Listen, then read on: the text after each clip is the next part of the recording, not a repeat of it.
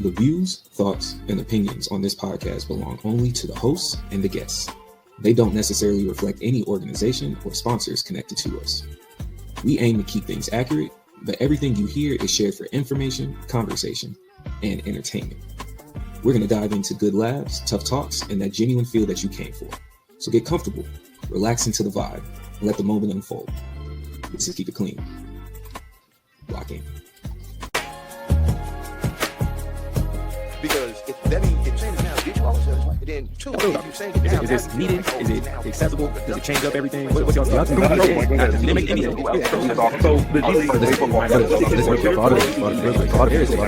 There's a game that's taking place. Yes, that's taking place. Tell me why I'm watching a game on ESPN. One of the banners in the background is YouTube TV for the game, but we can't even watch it. How does that make sense? $20. I don't want no $20. I want the game. Every time you see me, I keep it clean like a coaster. What up, everybody? What up, everybody? This is the Keep It Clean Sports Team. We are back. Keep It Clean Sports Team. We even have a crossover from the main pod, man. We just showing y'all we really about community, about brotherhood, and about shenanigans. I think that's the most important thing for y'all, right? We back with another week. We have NFL highlights. Stefanski still being a hater on Shador. We got Danny Dimes no longer being the dime no more. He's out for the year. We slide over into college football. We have snubs and dubs, and we have people making the college football playoffs, but then a lot of upset feelings. And over to the NBA, whole bunch of injuries. And we got the NBA Cup that I'm pretty sure still doesn't matter even in 2025. And last but not least, two topics, one requested by a great listener, a great friend of the show, and we will go on from there. I am your host, Ray. Can we go around the building, man? How y'all fellas feeling? Do you want to start with the Blue Brothers first, or do we want to have Ev go first? And just, he came back. It's been a while since we've seen him on the sports side. It's been a good quarter. He was on IR for a little bit. Who wants to speak up first? I'll go ahead first since you gave me that illustrious introduction there. Yeah, your boy El, I'm here. It's been a while, you know what I'm saying? First time here with Abe, so it's gonna be a great time. I've seen Jamell, been here, we chatted before, so it's gonna be a good show. It's gonna be a good time. I'm here to talk shit, shenanigans, and all. Let's go. Yeah. Why did you show up this week? Can you break that down for the people? What made you pop out like this week? Do you want me to be transparent, or you want me to be on shenanigans? I mean, either or, bro. This is an open platform. You know how this goes. All right, man. Transparency. My lady is out for the evening, so I was free. Normally not free on Wednesdays a lot. So she was gone. She's out with some plans, so I'm free. So I'm here to kick it with the boys. And number two is because, I am a LA Rams fan. I do know we got A here who's a Lions fan. We went back and forth once or twice on Instagram. So, it's that week. So that it was just a perfect storm where I get to show up too. So we get to talk a little bit sports here. So let's really have some fun. Say less. All right. Just somehow she gone this week, right? Just somehow. Right, all it week. Just worked out.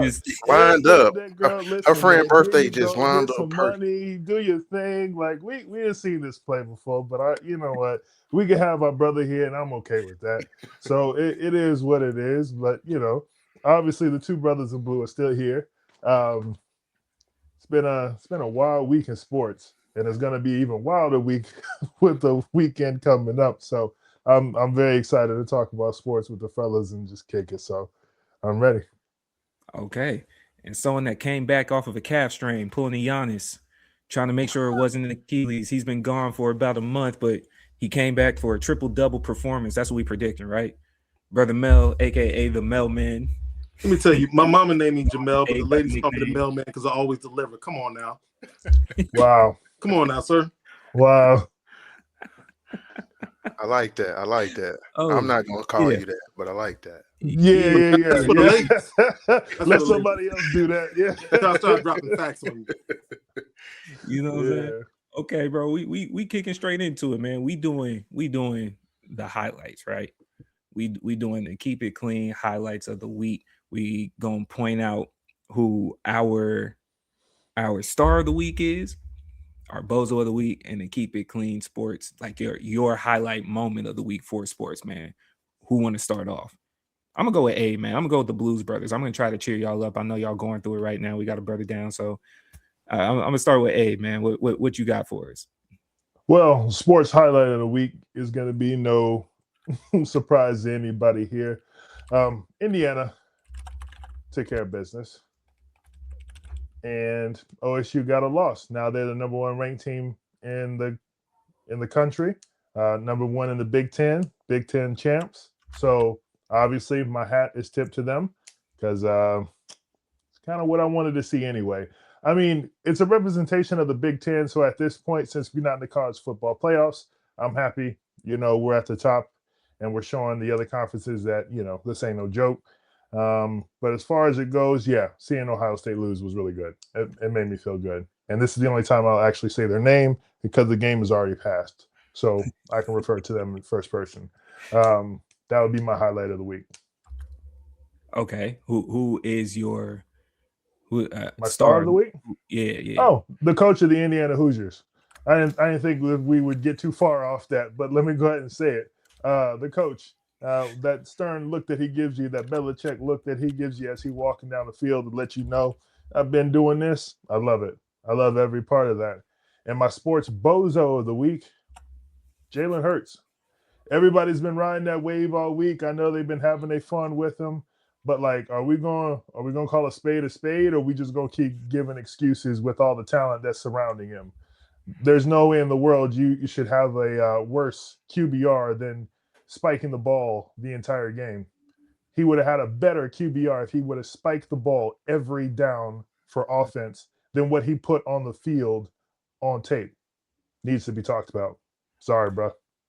I'm not gonna lie to you, bro. I thought you were going 3 for 3. I swore you were gonna say Ohio State as a buzzer. I just saw it was 2 lined up. You know what I'm saying? I thought you were going 3 for 3. I did my 2-part. I left it alone. I keep the 3 for the bozo that we need. I can't say Jalen Hurts was the first person I've seen have 2 turnovers in the same play. I've never seen that before. First ever in history. I've never seen that before. He had 2 turnovers in the same exact play. Absolutely crazy, man. All right, you gonna call me the worst? Call me the biggest. That's what he said. Yeah. Abe, Blue Brother, the Blues brother. Go ahead, lobby it over to Jamell, man. Who's your highlight? My highlight of the week has been it's Seattle's defense. Every play they make is a highlight. Is the Legion of Boom back? Is this the new version? Mm-hmm. It looks like it. Like, I wish I had picked their defense for my fantasy league because every week it seems like it's turnover after turnover. Like, every play they make is a highlight, and they are just wrecking people. My bozo is the same person. It's Jalen Hurts. Jalen Hurts. Come on, bro. Like, 2 turnovers on the same play. How do you do that? He's the bozo. And the fact that he's trying to force the ball to Brown to make him happy. What won you the Super Bowl last year? Running the ball. I don't know. He's the bozo. Maybe the coach is the bozo. Maybe I shouldn't blame him, but he's going to get this week. And my star, sir. I said, now we talking because we do need to talk about that coach over there. Now we talking, man. Yeah. He's really nothing without a good coordinator, and it just is what it is. But my star of the week is Tyler Shock, New Orleans quarterback. I did not see them beating Tampa Bay. And that dude, he looked like Albino Vic for a while, man. He was just running all over the place. I give him all the props. I think he ran for 2 or 3 touchdowns. So he's my star of the week. Albino Vic is hilarious. That's out of pocket. Jamell know it too. That's out of pocket. Albino Vic is hilarious. All right, Ev, it's on you, man. All right, man. My highlight for the week. I'm gonna go a different approach. I know he's coming up in our topics, but Shedeur Sanders. That's my highlight for the week. Yeah. Shout out to the brother because, I mean, even though they lost to the Titans, he's showing that, this was our narrative. This was all a game that y'all was playing. Yep. I'm one of those guys that I'm here. I deserve to be in this league and get named the starter for the rest of the season after a great performance against the Titans, even though they lost. But, this was one of those games that you will remember from him currently going forward, because this was his breakout performance. So that's my highlight. I'll say my bozo counter going into that is Kevin Stefanski, because why would you take your starting quarterback out for the last play of the game for you to have a chance to win? Screaming at the TV. You know, like Screaming at the TV. why would you even do that? Why would you and it also is because like you're a bozo for the entire season, really, because of how you've played this entire thing. You know, trading Joe Flacco, that even that play, bozo for that, trading him to a division rival. Everything how you handle Shador, bozo like. So there's another thing we're gonna get into. I ain't gonna say it not for why you a bozo, but it came out today or yesterday. So we're gonna talk about that one later on. But also, I would say my star of the week. Oh man, I'm gonna go with the home team, man. Puka Nacua, man. 7 receptions, 167 yards, 2 touchdowns. Out there hooping again, man, doing his thing, looking like the guy he's been. Doing what he got to do, man. Shout out to him. He had 2 touchdowns again, like I said, but one of them was an amazing catch, just right off of, like, I think it was the first play of the drive. Like, it was a great touchdown, like, back into the end zone. And, man, just shout out to Puka, dog. Hope he keep doing it and leading us to victory. So, shout out to him. Okay, man.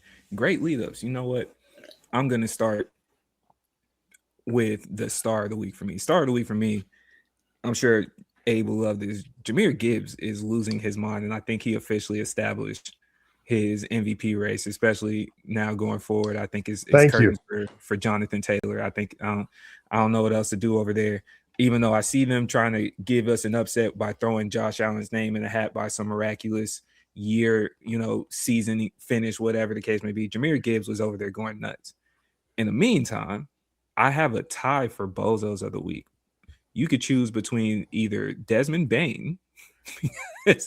You trying to tell me you was falling out of bounds? Oh, man. Is absolutely that was so terrible. You were better off just leaning into it, just being like, hey, man, he was out. Because the craziest part was they had to go find him. He didn't break the rules. You could have just chest passed it just to be petty, but you actually cocked back and let that joint go. Hostile act is what they called it, but that's crazy. Then the tape started coming out of him doing similar things numerous times. I didn't realize how he's just been flying under the radar as a player. I guess, you're not in the upper echelons of the Dylan Brooks and the Draymond Greens, and, people that have done some, even Embiid's have done some shenanigans, but that was hilarious. Back to Jahmyr Gibbs, though, tied for Bozo of the Week, George Pickens. I don't know if you're a star or a bozo, and I think I'm throwing you in there because you could cover for both, because I don't know what happened to your hands. You've been doing wide receiver 1 numbers all year, and then all of a sudden, in a critical game, very critical game, CeeDee Lamb is out. It just looked like there was a couple plays where you said, nah, I'm good. Like, I'm straight. I don't know why. You should be investigated. There was a couple of them like, nah. They at least going to run the tapes, just with a couple of them. Then I'm in agreement with Ev. My sports moment of the week, man, Shador and Cam Ward in the rookie battle, super dope, right? I hate that their teams were like, absolute dirt. Jamell. That wouldn't have been the first game that I would have gone to that day, but I did like that they did cross paths. Both of them are starting. They should have been the number 1 and number 2 QB anyways. That's how it was supposed to play out. And Shador having the game that he had, 4 total touchdowns. You even had the ripped shirt. You couldn't script that. Someone ripping the shirt, he's still running through trying to go score a touchdown. And you had a blip. You had a blip of bozo moment. I'm gonna let your brother address the thong thing, but we gonna continue on with what the celebration was of what you was doing. You know what I'm saying? So, shout out to Shador Sanders. But we gonna go from there on. Why y'all shake your head? Y'all know what this is? I didn't want to touch that subject. I don't know why we got to even talk about that. Y'all know exactly what it is, because it's sports. Because it's sports. And going straight into that, man. A thong ain't a sports, dog. That ain't sports. Hey, aerodynamic. That boy said he was aerodynamic. Nah. Going for 4 total TDs, you never know. But straight into this NFL. Ain't Freaky Time podcast, bro. We talking sports over here. What is going on? He showed it. He showed it to the world. Going straight into sports, bro. We're going to start off with the NFL, man. Hit Stefanski. We already here. How y'all feel about his press conference? Trash. I don't want to hear nothing that man got to say. To be honest, we've already seen everything that he's done. So words don't really mean nothing. It's your actions that have shown. So it's your actions that have shown that you're willing to put Shador on the back burner. It's your actions that have shown that you are willing to literally trade away assets, do whatever you need to do just so you can give an excuse. Now he's hurt. He's not getting the reps in practice. Come on, bro. We're tired of it. Just because you made him the starter for the rest of the season a day after the game, which you should have already made him to begin with, now you want to see, like I said, they just don't want his address leaked out to the public. He doesn't want the city to riot because that's exactly what's about to happen next. They're about to be at your front door if you keep this up. You're gone after this year. They're calling for your head. Just ride this out. Let Shador look good so at least you can get another job after this, but just cut it out, man. Just cut it out. He started Joe Flacco at the beginning of the year. And I get it. You want a veterinary. You don't want to throw a rookie out there. But then you throw out Dylan Gabriel. And Dylan Gabriel has more college starts, I think, than any other quarterback ever. So he's basically a second season pro himself in the NFL with all them college starts. He threw him out there, and he looked at the best times, he looked decent. At the worst times, he looked like a freshman rookie, like a rookie. Shador has shown so much poise. You know, he doesn't seem rattled. Dylan Gabriel looked rattled at times. I haven't seen that out of Shador. Even in a loss, he looked like he was in control the entire time. Two games now. He's looked in control. But with that being said, Shador's had to face the 49ers defense, which is really good. Really good. He's had to face the Raiders defense, which is really bad. And then he had to face Tennessee's defense, which is really bad. He's done really well against all three, obviously better against the Raiders and Tennessee. But I'm curious how he's going to do against the Bears defense. They lead the league in turnovers caused. So I'm curious to see how he does against them. I'm curious to see how he does against the Bills defense, which is not great. But I mean, you got Josh Allen. I'm invested in Shador Sanders. I'm actually invested in him. Not Cam Ward, though. Not Cam Ward. He has not looked like a number one draft pick. Shador has. It's hard to look like a number one draft pick in the Titans, bro. Yeah. They do have. Come on, let's give him a little leeway. Like the boy got drafted to the Titans, was like the garbage of the league right now. They have a top five worst coach. So I do. I'm saying like he's got like an imploding situation in Tennessee though. Their coach ain't that much better. So yeah, top five worst. Yeah. Okay. Ev, word on the street is you agreed with subbing them out for the 2-point conversion. Is that true? No, not at all. No. You saw our face. No. That's why I'm like, that was just why. That's why I just called him a bozo. Wait a minute. But no, man, with all of that, man, with Stefanski, you know. Now I'm gonna get to what I was saying earlier. It was in jest, but it's come out, and again, it could be some truth. So, you know, hold on, let me get it correctly because I don't want to say the name wrong. So. Back when Sanders, his father, Dion, played baseball for Atlanta, there was a situation where he dumped water on Tim McCarver in the clubhouse. Anyone who doesn't know who Tim McCarver is, he is a legendary baseball broadcaster and player, I think. I think he's an old baseball player, Tim McCarver. I don't know. I'm looking at this thing. It says, yes, he was a Hall of Fame catcher, actually. So let me be clear. Well, for people who don't know, that is Kevin Stefanski's father-in-law. I didn't know that. Grandfather. I thought it was grandfather. Father-in-law. His wife is the daughter of Tim McCarver. And this is why I'm saying I'm going into the bozo of you are kind of, allegedly, you are kind of paying the sins of the father off onto Shador. And you are incredibly a goddamn bozo. That is true and accurate. You He's saying his daddy couldn't stand up for himself, so he had to do it. That's tough. If Are, that's true. are we really saying that this is Freaky Friday, where the teacher was getting back at Lindsay Lohan because the mom turned him down back at prom? Is this really what we're doing right now? Hey man, it lines up. Based on how Stefanski has handled himself this season, does it sound far off?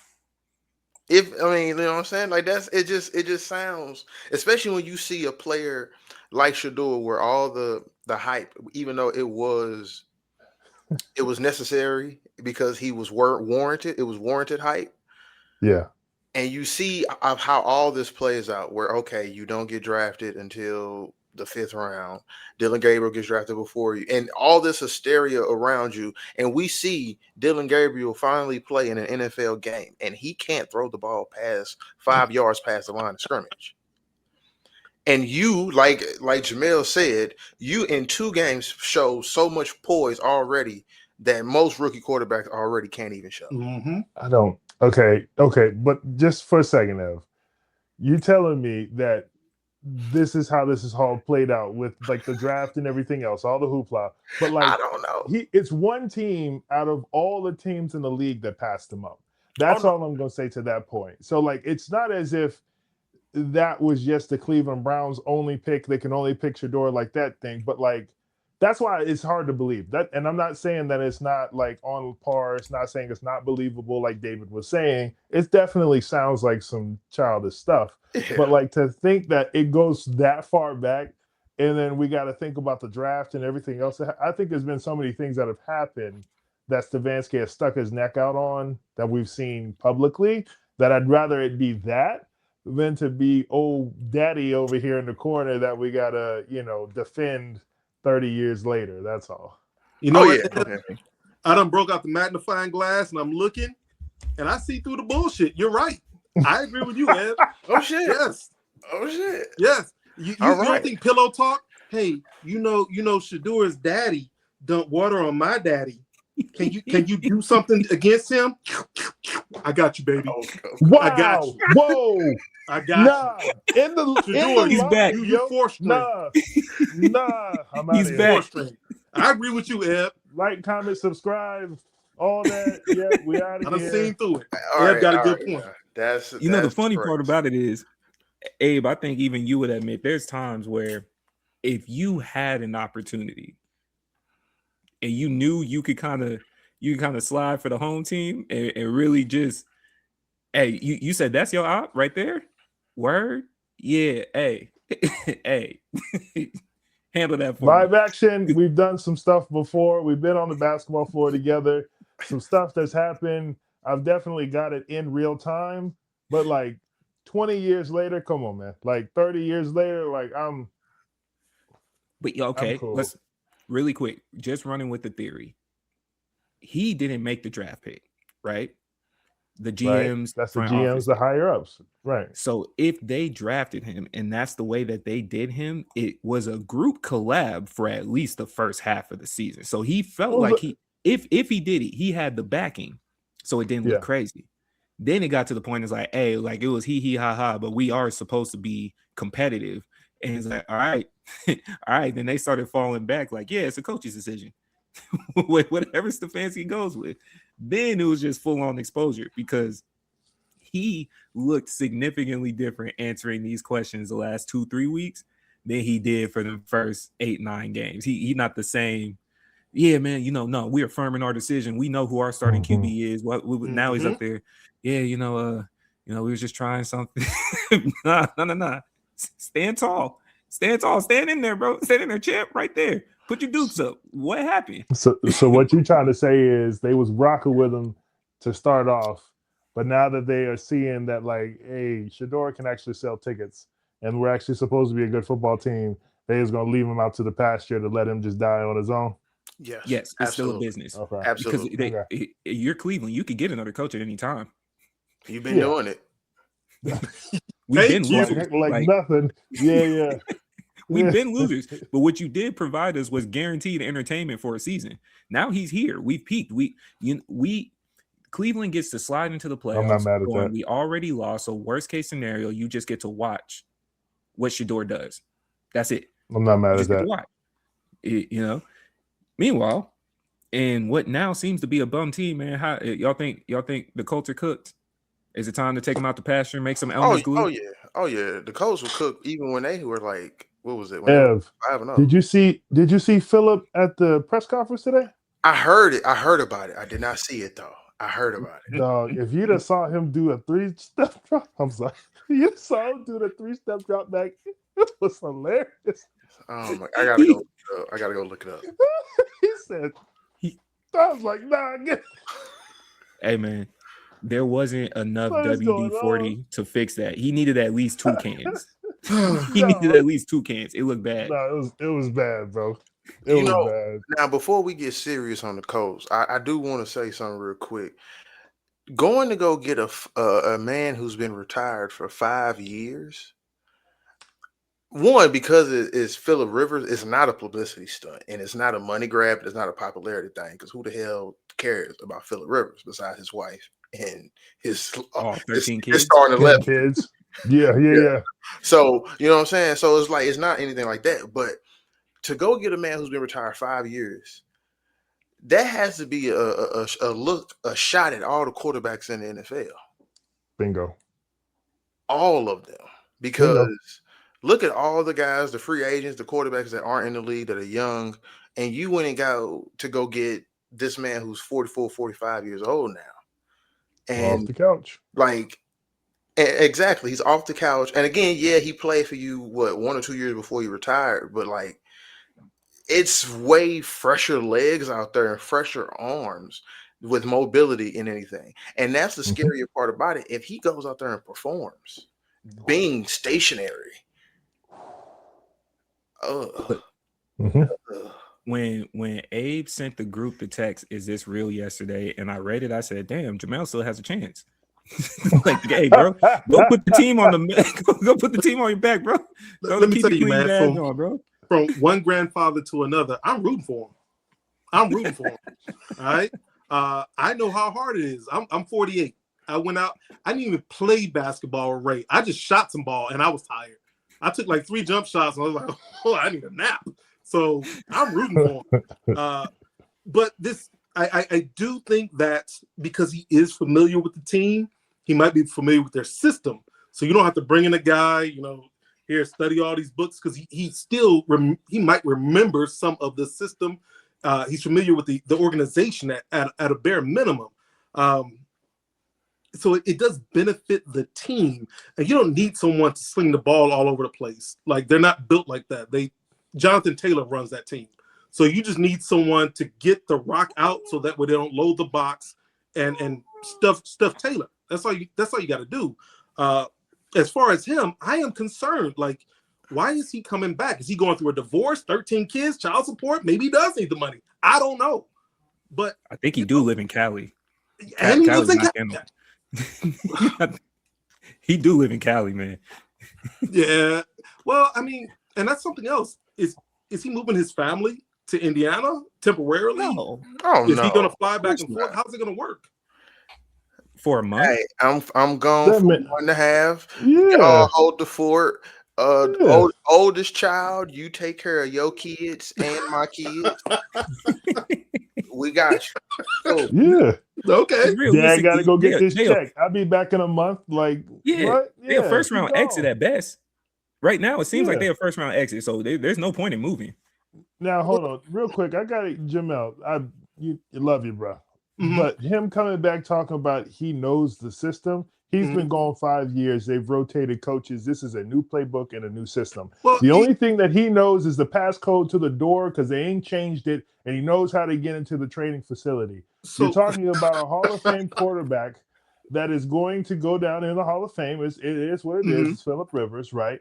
But he is 44 going on 45. He just came off the couch. Please do not allude to this man as if he is the best option that the Indianapolis coach should have got, because that's not true. Depending on your offensive line, depending on how your offensive line is, you can be a statue. Tom Brady was a statue for 20-something years. I'm not saying he can't be a statue. He's 44. How old was Tom Brady when he retired? 45? That's different. I mean, because he was continually playing. He was taking care of his body. He was continually playing. He didn't miss Oh no. You know what? So he didn't miss OTAs. He was there. Would This you rather man have? has been on the sideline. No, Jamel, stop it. Would you rather have 44-year-old Phillip Rivers or 21-year-old Riley Leonard?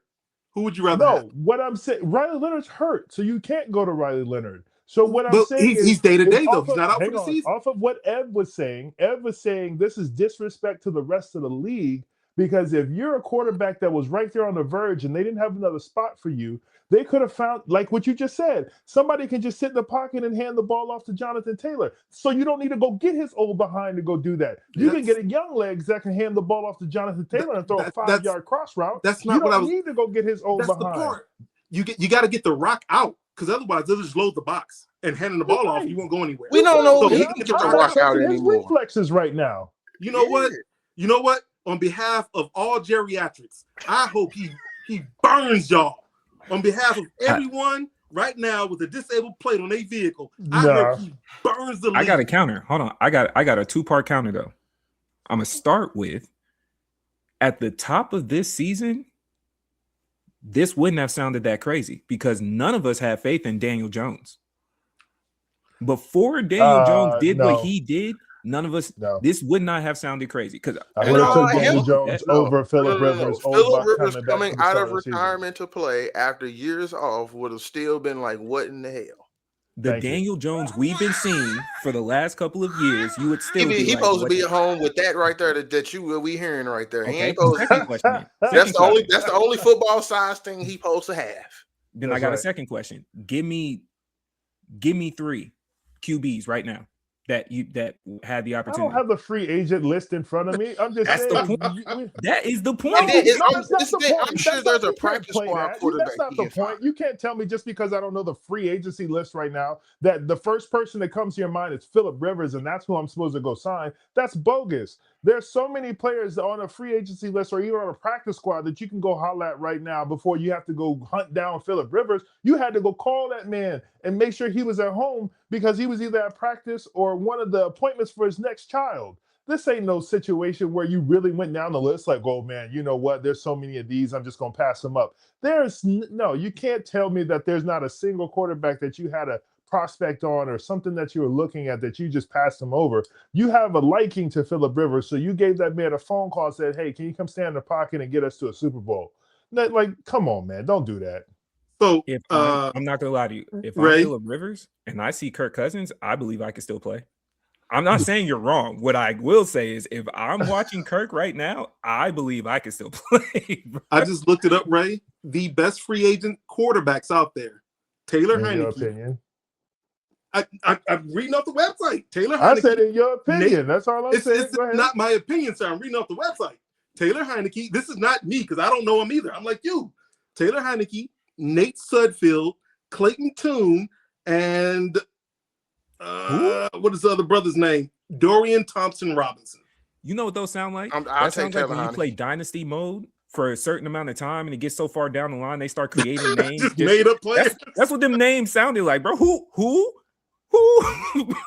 And I agree with Ed. He started a playoff game, if I'm not mistaken. I know who Taylor Heineke is. He started a playoff game. The next 3 that he named after? But the one was a Cleveland Brown quarterback. He was the one that was out there. Dorian Thompson? Yeah. But the rest of them, I'm not saying these are top caliber quarterbacks because they wouldn't be sitting at home if that was the point. But I'm saying there's not a chance where you sat there in the office and you looked around at the other people in there and you was like, yo, you know what? You know who we should really get? Who's really going to turn the tide? Phillip Rivers. Give that man a call. Let's see what he up to. That man sitting up there in the press conference talking about, hey, man, how much do you weigh? He like, right now, I don't know. I bet you don't. Because you just had a 12-pack of Krispy Kremes before you walked up in here. Like, we're not finna do this, man. This is the problem with young people. This is the problem. Y'all bring us down. We reach a certain age. 40 this is called reality. This is called reality. In football terms, it is old, Jamell. You know that. Ebb. Like, hey, real quick, Abe, earmuffs. Ebb, yo, man, you supposed to be on my team. What's going on, man? What? What are we doing right now? Right? Like, man, no, like this move right here is turning them into Blue Mountain State, the NFL team. Okay, oh, that's what they're doing. Man, I love that show to death. Good call out. But like that's what they're turning into. Like you're getting the old off the couch. This is an episode of Blue Mountain State. Hey, we had to go get the guy. He was drunk. He's fat. He's out of shape. He's telling you he's out of shape because that's the clip that I heard of when he said, "I don't know how much I weigh, but hey, I couldn't run anyway." So it's like, you already made it with Daniel Jones, which that was a shot in hell anyway. That's like you won with that situation. So now you think you can double down with an old man? You traded 2 first-round picks to get Sauce Gardner. He tore his ACL. You leveraged part of your future because you're banking on this year. And now the rest of the team is capsizing. And you thought, you know who I'm going to save the ship with? Phillip Rivers. Can we stop this, bro? Please. Yeah, please. First of all, Eb, I don't like the way you speak about people because it sounded like you were describing me drunk, fat, and out of shape. All right. So I felt like you were attacking me personally. Never, Jamell. I love you, man. Never. But it's something about experienced pros. Like you may not have the speed you used to have. He may not have the same arm. Again, he's been out the league for years, but he has savvy, he has wisdom, he has experience. He knows how to play the game. That don't stop a 275 4-4 running defensive man or linebacker. I want him to light the league up. I don't think he's Michael Parsons coming around that corner so quick. I can't He's stand coming around that corner so you are so negative. Extremely negative. He might get his leg bent like Joe Theismann out there. I'm saying, like, that's the worst part about this is we not thinking about this man's health. We calling him talking about, hey man, can he come save the franchise? What happens when he get bent up? The first NFL granddaddy he answered the call. He's there. If he couldn't do it, he'd be like, nah, I can't do it. I can't do it. But he answered the call. Is why he's there. What are you talking about? We just talked about how many kids this man got and where he lived. What do you think he out there for? For the love of the game? Nah. Yes. Yes. It's love of the game. Love of the game. If we want to thrive, in negativity, man, how y'all feeling about the Chiefs? Oh man, that's a stray. Hard. They didn't deserve that. They're going through enough as it is, man. They didn't deserve all that. I'm just saying, man, we want to thrive in some negativity. How y'all feel about the Chiefs?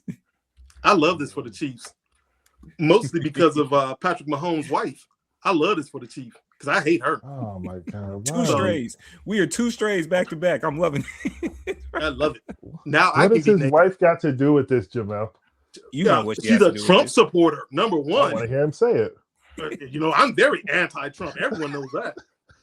So she is. I mean, where's her MAGA hat? Because if she could wear it to every game, Jamell, she would. Pull it back. Pull it back. Go Bears. Oh man. Yeah, I love you got, man. But I will tell you this much, man. One thing about dynasties, you can't count them out till they're completely done. So the Chiefs, even though their chances to make the playoffs, and I could be completely wrong, but I was listening to Sports Center. I think they said they have like a 6% chance of making the playoffs. Got in the dark. But they still have a chance, and that's what scares me about them because Patrick Mahomes is an amazing quarterback. I take nothing from him. He can make every pass, and he's not the fastest guy, but his situational runs, like he runs at the right time. And he gets those first downs. He gets the touchdowns he has to get. I take nothing away from them, but something's broken. Something with the offense, because their defense is actually pretty good, but something with the offense, their receivers are dropping balls, their running backs, maybe it's the offensive line. Maybe that's what's broken. I don't know, but I look forward to them not making the playoffs this year. With the Chiefs, because I've always enjoyed the Chiefs as a fan. I think really it is. I think it's just like what you said with dynasties. I honestly just think it's one of those things where like you got to have that moment where everything just kind of fall off, and it makes the team have to reevaluate. And like and the perfect thing that you said, Jamell, where I thought you were going to go this way, but you were talking about this season. You never count them out until Andy Reid is gone, until Pat Mahomes is gone, until Travis Kelce is guaranteed gone. The nucleus. That's when and that's the thing. And that's where I feel with this is that, hey, this is now the time where they got to recalibrate as a unit. Hey, where are we going wrong? Pat Mahomes, I'm personally looking at you as the quarterback of this team. A lot of the things that you did in your earlier career, that you got away with in your play style. As you're starting to get older, you have to kind of tone it down. You have They to. have the infrastructure. They have the infrastructure set in place. So as long as the infrastructure is there, I mean, remember we watched like New England. New England didn't win a Super Bowl every single year. Exactly. Like they had ebbs and flows, and then they went, okay, let me go get somebody. Let me go get Randy Moss. Let me go, Amendola. Like they did the things that they needed to do in order to stay relevant and successful. Now, I don't know if they ever fell off this hard. That's always a question that you kind of have to ask, like how far off can you fall where it doesn't affect the infrastructure? But like you said, and like what Jamell was saying, as long as you have the nucleus of those guys around that building, I think you still have what you need in order to make the next step. I also think we're seeing I don't really want to say this, but we're not seeing the best of Travis Kelce this year. Say it. We're just not seeing we're not seeing the best of Travis Kelce this year. And it's, I don't know, I don't want to say it's his personal life. I don't want to say anything that's happening like that, but it just seems like there's a lot happening and it's affecting his game. So if that's true, and this is his last year, that would be sad for him to leave off on, because I definitely believe he's one of those guys that should leave off of a Super Bowl. Yeah. And, but if this is it for him, hats off to him, one of the greatest tight ends to play. All that is good, good news for him. But this has been rough to watch, because I'm a Travis Kelce fan. I'll just say it. I like Travis Kelce. I like him as a tight end. I have been watching him just digress through the whole season, and it's just hard. Okay. To a point you made earlier, though, and we got a comment saying it's definitely his personal life, and I can't disagree. But to the point you made earlier with the Patriots, when did we see them at a sub 500 record during their run? Remember, that's what I said. I don't know if we've ever seen it fall this short. Because it's not just him. We're gonna get there, but even for the Chiefs, what you were saying, there was a lot of uncharacteristic drops the other night, and I could count that as just like one of those bad games. Rasheed Rice, oh man, tough tumble, man. Life alert. Not life alert. Old age. We talked about this. But no, Rasheed Rice had drops. We saw Hollywood Brown with the drop. We saw Travis Kelce. We saw Gray. It was a bad game at a bad time, and those bad games do happen. But over the season, other than Rasheed and Pat, what has been the highlight? And it's been a difficult, sledding for him, because we're watching Justin Herbert go out there and finish games. Just 2 nights ago, we're seeing Bo Nix with what is arguably the best defense in the NFL handling business. I don't know if they can make it, and I will build off of this because I'll also lobby it. It seems like the whole, other than Josh Allen, that whole QB group that we talk about every single year, we may not see at least 3 of them in the playoffs when you include Joe Burrow, Lamar Jackson, and Pat Mahomes.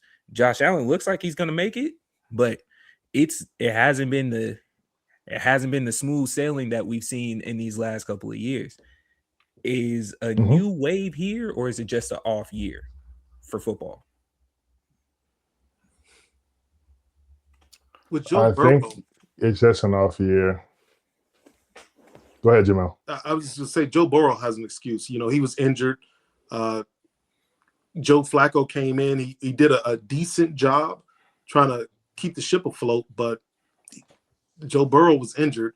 Lamar Jackson, I think it's his hamstring, man, because he does not have the same burst he's had years in the past, and I don't think he's 28, so it's not like he's out of his prime yet. So I think his hamstring is still bothering him. Patrick Mahomes, like Abe said, I don't think they're completely done because they still have that infrastructure, but he's got to get out of all the receivers he has. Even Rasheed Rice, he does not have a number 1 receiver. He doesn't have a Puka Nacua. He doesn't have that. I'm trying to think of receivers. What's the brother? And he doesn't have a Jamar Chase. He doesn't have that number 1 guy that you can go to over and over. Yeah. For a while, that was Travis Kelce. But Travis Kelce, he's lost a step or two. And he's a tight end. So he still doesn't have that number one wide receiver. I think we might see Kansas City retool as long as Andy Reid is back, Travis Kelce's back, Patrick Mahomes is back. They get them a number one receiver. They should be okay. Joe Burrow gets healthy. I mean, for all three of them to be out the playoffs this year is crazy. But if they are, I think they'll be back with a vengeance next year. Joe Burrow healthy, hopefully Lamar Jackson healthy. This might just be one of those weird years where these top quarterbacks don't make the playoffs. Mhm. Yeah, I agree. I think it's just a weird year because I mean we're in a year where we're looking at Drake May and Bo Nix look like they're going to Daniel be Jones. all players like Mhm. Daniel Jones. Like we're seeing guys outperform their name, outperform their game. Like we're Mhm. seeing this happen. We're seeing teams that we were banking on being top 10 draft picks this upcoming season be Super Bowl favorites or Super Bowl Mhm.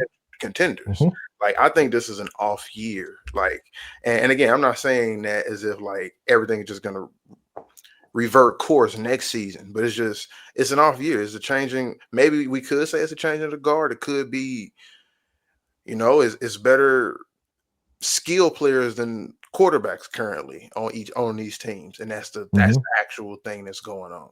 'Cause, like with Kansas City, we can kind of see it. Like Kansas City's biggest problem is finally starting to eat them. You haven't had a Tyreek Hill since you had Tyreek Hill. Mm-hmm. And like you said, the moment Kelsey loses a step, now everything falls to grace. Yeah, you've been throwing to number 2 and number 3 receivers this entire time. And now they're finally showing, it could be hidden with Kelsey playing great. But now when Kelsey's not playing, it all sticks out like a sore thumb. So that's one thing with them. But then with Joe Burrow, I don't even say that he has an excuse because this is a normal occurrence for him now, being injured. There it is. Like this isn't an I was going to respond to that. I'm glad you said. Hey, also happy birthday, Joe Burrow. I believe you just turned 29 and you have yet to play. You've only played 3 full seasons. You've only played 3. Sarcastic. Don't be sarcastic. Happy birthday. I'm not being sarcastic. This is the truth. You shouldn't have said you've only played 3 full seasons. That was the sarcastic part at the end. But it's the truth too, though. The truth can be sarcastic. Okay. So I mean, him missing the playoffs is a normal occurrence because you missing games. He's NFL's AD. That's tough. Did you call him Joe Anthony Street Clothes Davis. Burrow? He did call him Street Clothes. I mean, it's becoming more of a normalcy than an occurrence. Yeah. Okay. So once we're like what Dave was saying, once we're seeing you in street clothes more than we are in your jersey, is that a coincidence or is that who you are now? Yeah. Who has one of the worst offensive lines in the league? Joe Burrow. Tennessee Titans. Yep. You can say Titans. I would go Cincinnati. And there's a reason why Joe Burrow is hurt every year. Yeah, that is true. That offensive line does not protect him. Yeah. That is very true. Yeah. Joe Burrow, CJ Stroud, and whoever they throw behind the Tennessee Titans line is always running for their life. Yeah. But so let me ask y'all this. The Ravens have a 30% chance to make the playoffs. Chiefs have an 11% chance. Bengals have a 3% chance. If they lose next week, do you sit them for the rest of the season? Who? All 3 Lamar, of those? Joe, Pat. Bengals have a 3% chance to make the playoffs. Yeah. Chiefs have an 11% chance. Okay. I say if anybody, it's the Ravens' chance to lose it, right? They have the best opportunity and the best chance to get into the playoffs. So they have the best opportunity to lose it. That's my opinion. If we're looking at this from a standpoint of, do we save it for next season? I think I don't see Kansas City packing it up. I think Kansas City will play this out until the wheels fall off because they want to see if everything goes wrong, if they can still get in. They want to protect that as far as they want. I see that totally. If the Cincinnati Bengals don't win in the next week, I can see them packing it up.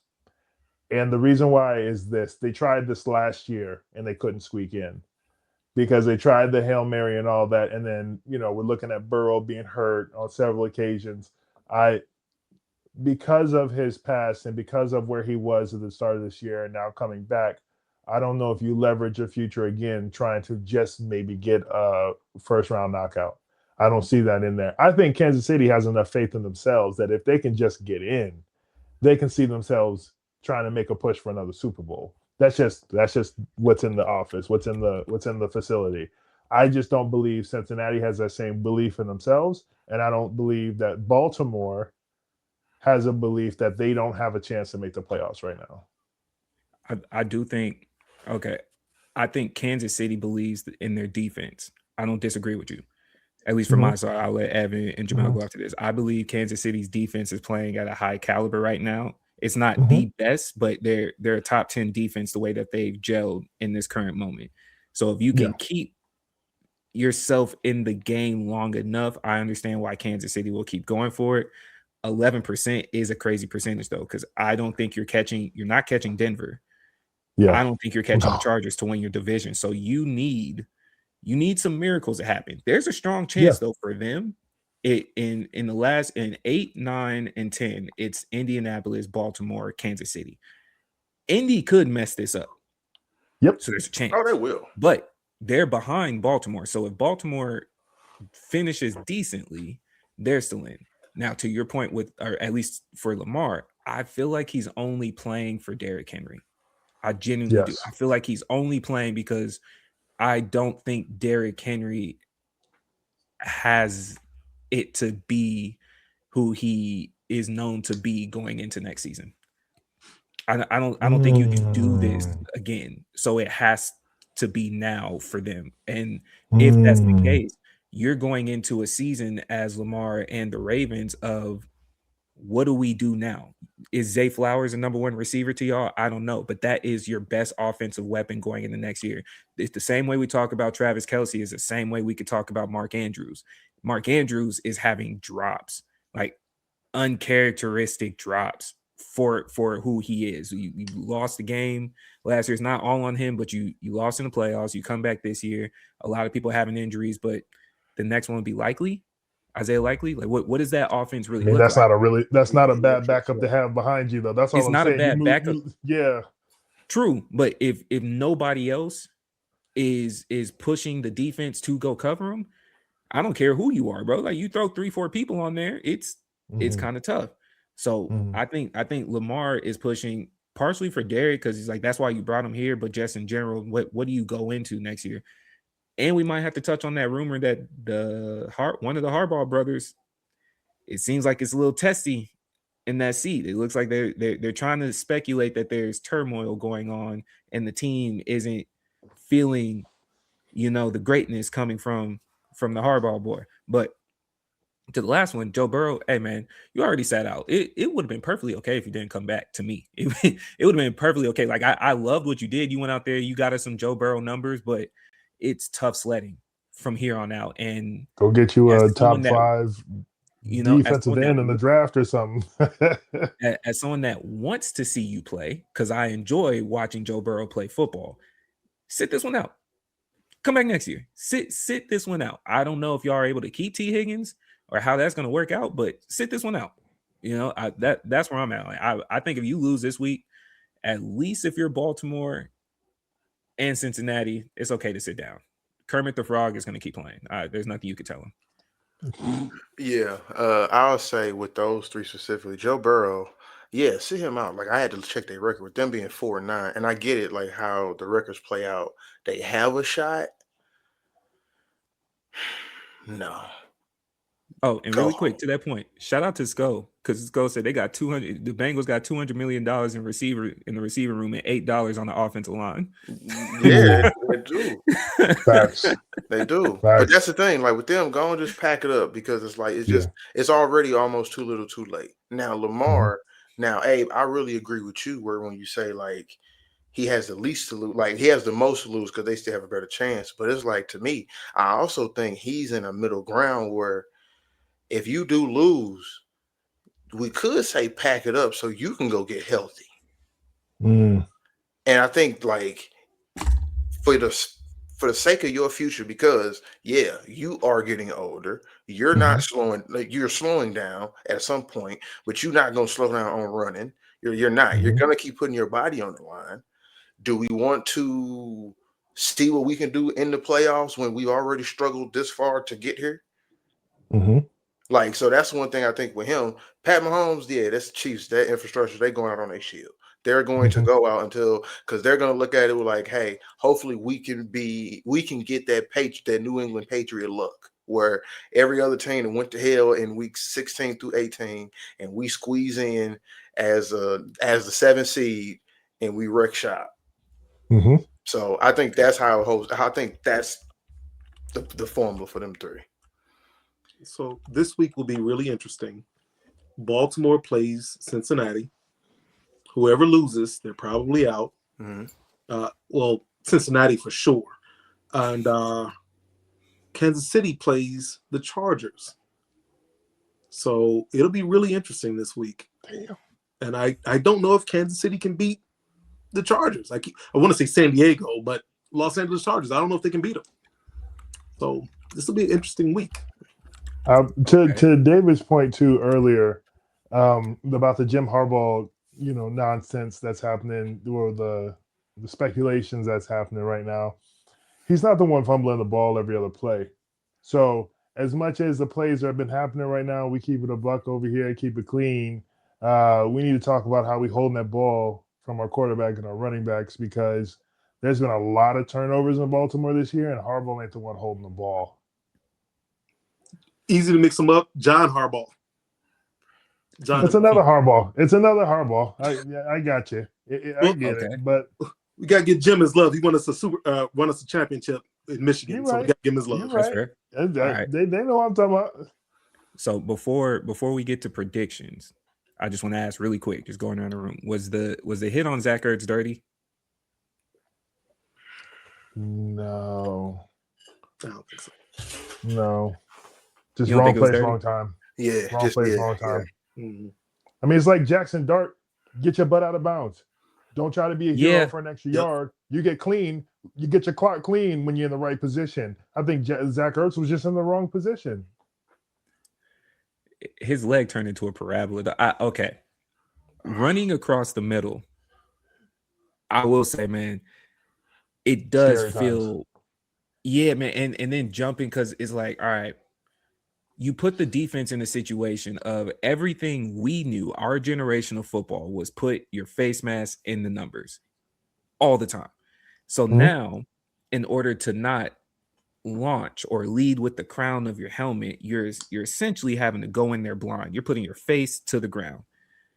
I don't think Zach Ertz is just like, someone with a great vertical leap, but even for how high he got off the ground, we'll say at best waist level, you putting it's never fun to get hit in the legs, bro. As someone that's been there before, it is never fun to get hit in the legs. And as someone who's played on the defensive side, you used to hawk for people who would be sitting in the air like that.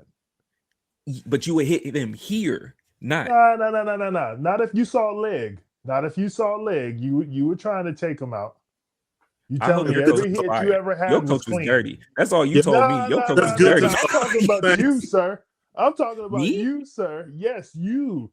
You never saw legs and was like, No, there's film on me. There's a history of me wanting to hit you. I caught you sleeping, yeah, I wanted the rib cage. Okay. I'm like, what was it, Patrice O'Neal? He's paralyzed. Like, doing the sock around the helmet, bro, dragging to the sideline with the rest of them.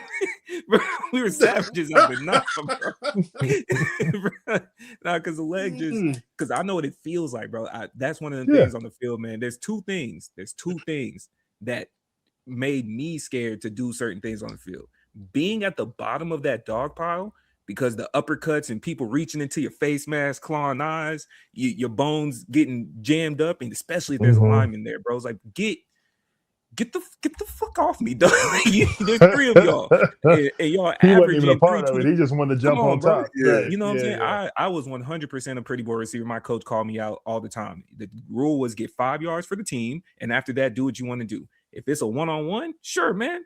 See what you could do. I got a shake and bake. I got a truck stick for you. 2, maybe. Once 3 came, my ass on the ground. The fuck you talking about?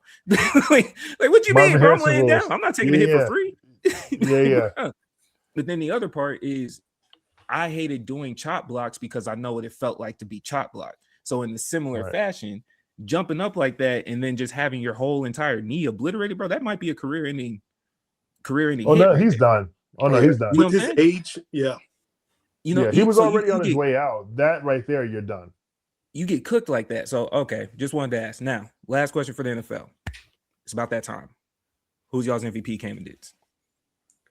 Jahmyr Gibbs. That's it? Just solo? One? You heard me. Matthew Stafford, of course. Stafford. Of course. I'll give it to Drake May. I'll throw him in there, of course. I'll throw Jahmyr Gibbs in there. But the unfortunate thing with that is we know the MVP is a quarterback's award now. So Offensive Player of the Year, buddy, it's all yours, unfortunately. But I definitely would give, because Jahmyr Gibbs is just playing on another level. Like, he's buried with dreads. Yep. So no, I agree with you. I mean, we saw how they did Saquon last year after he went crazy, and they still passed him up. So it's not going to be a running back. But if I'm being honest and being real, it's going to sound crazy to say this because I never would have started the season saying this. And Jamell, you can jump in after. I got Bo Nix. I got Drake May.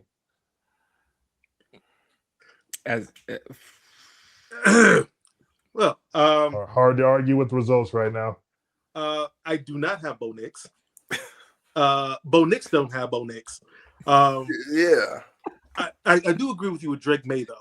I do agree. Yeah. Drake May looks really, but I like Drake May last year. He just needed a different coach.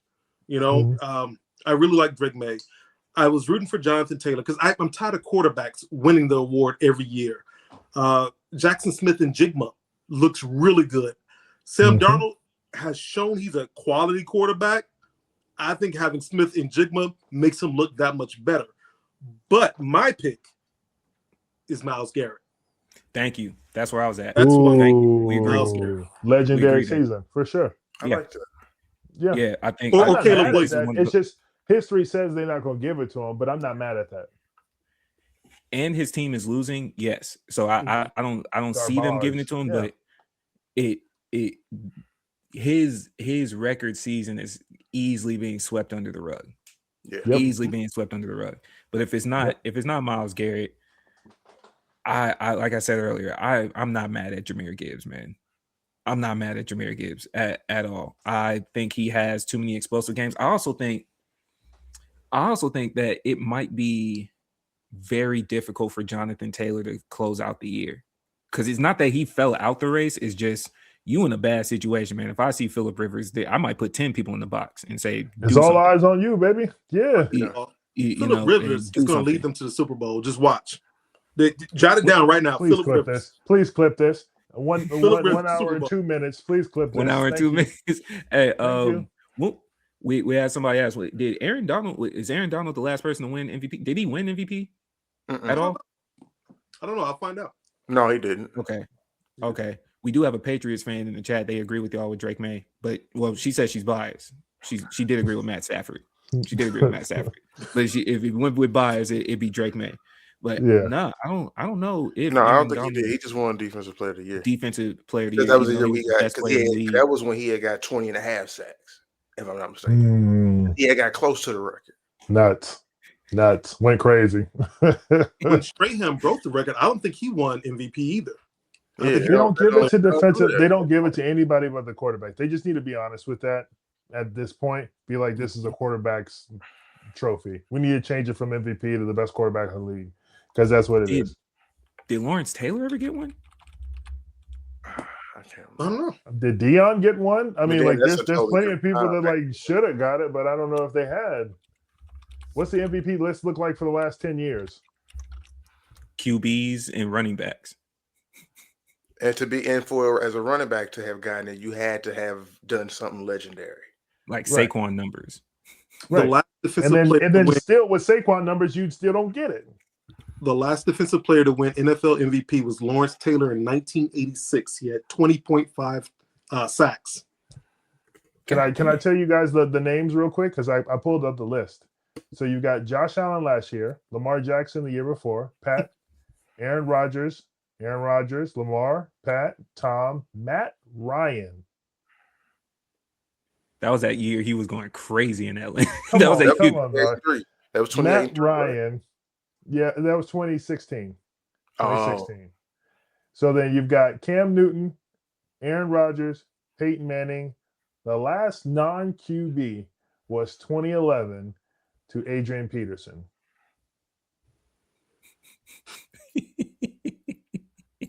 Like you said, Abe, just make it the QB of the Year award. I mean, like, come on, can we just just give these dudes an actual award? Best running back, best wide receiver. Like, can we just do that? Because instead of just making it the MVP, because we're leaving out so many people with great accolades. Mm-hmm. There's so many great seasons that we're missing, and we're just covering right over. The fact that you said, like David said, Myles Garrett's season is just being swept under the rug. He's making history. People are like talking to him at the game, like, bro, this is kind of fun to watch. And they're his competitors. Mm-hmm. So why are we sitting here having this conversation, knowing good well none of the people that we're talking about other than a QB is going to win it? We don't have a standout QB right now, though. This might be an opportunity. We don't have a standout QB. So it might go to a running back is what I'm saying. Maybe. I'm not saying defense. I'm saying running back. Yeah. I would As love a- for it to be. Just the history has just repeated itself too many times for me to really have faith in it. Yeah. It's gonna be something ignorant like Justin Herbert gets it just because they, you know, so it's gonna be something dumb, you know. But speaking of dumb, low man, key, I like Dak Prescott. I like him also. His teams anyway, are doing speaking well. of dumb, Mute his mic. Jamell just Mute saying his shit. mic. Get out. Yeah, mute his mic, Jamell bro. just saying shit right now. Speaking, Hey, you need to realize something. I'm always right. All right, you're always wrong. Right? I hear You just showed that you was 48. Oh man! Oh my goodness, man! Go Philip Okay. Rivers. Speaking of dumb, who here understood the seeding process for the college football playoffs after the conference championship winners? Who here said, you know what? It makes sense. This was the way it was supposed to be. Not a single one of us. Me and you was arguing about this last week because we couldn't even figure it out looking up the rules online. Trash. I'm gonna start with the least looked at game. Did y'all watch UNT or University of North Texas and Tulane? I'm pretty sure Did y'all know nobody did. It's okay if you didn't know they played. Did y'all know they played for a conference championship to make it to the playoffs? They I were knew not Tulane on my radar. they played against. Because they I didn't know that argued game was mattered weird. for the playoffs. I didn't. Yeah, that game mattered for the playoffs because Tulane is now a winner of that game, made it to the playoffs. There was a chance that we were going to see the University of North Texas, the Mean Green. Abe, you know it is like nobody. Nope. I don't know nothing about them, though. You from the area. There's times we forgot they had a football team at certain points, bro. Going to go hoop at UNT. So this is story time for y'all. There were certain times we go pull up to the college just to go hoop because they did have hoopers over there, right? And then you drive by, it's like, is that a football stadium? Oh shit, they do got a team. Oh, anyway, yeah, let's go. Let's go get on the court. Bro, they were cheese. I'm not gonna hold you. They were cheese on a couple plays that even replay review was so clear. But we can move on from the game because I know none of us really care, man. What y'all want to start with? Y'all want to start with the Buckeyes losing? You want to go to the Crimson Tide getting beat by the Bulldogs? Which way y'all want to slice it? What games y'all want to go to first? I would love to interject and talk about Ohio State losing, if you don't mind, kind sir. Floor is yours. Jamell, you can jump in here with me too whenever you feel ready. You know, there's something about grief, right? You know, when you're going through a really hard time and life is just throwing things at you and you're just like, man, I can't get up. They won't give me a break. But then the next week happens and you get to watch that same person give you grief, get their butt taken care of on national TV. And you just, something about it just brings a smile to your face for the rest of the week. I've been smiling all week, baby. You know what I'm saying? I've been doing good. I've been doing exactly what I need to be doing, getting stuff done. I've been hollering at the neighbors, hey, how you doing? Good. All right. Yeah, I've been all there. My grief is over. Okay? Because now I get to see the team who's supposed to be the number one team this season, the Indiana Hoosiers. And thank you to them, to the coach, everybody. We salute you. We appreciate you in the Big Ten. Thank you for handling the business that we didn't, because that's on us. We didn't handle business. But thank you for taking care of your food, not playing around with it. Salute. It's that type of hate that got Michigan's coach terminated, man. I don't care about the allegations. It was No. This said a staff member. A staff member. He's the head coach of a football team. You think he ain't out here getting looks? Stop it. They've been looking for a way to get rid of my man. Hey, remember last week we were just talking about, I was like, why is his jacket so tight all the time? This boy was hiding. He was hiding them secrets, bro.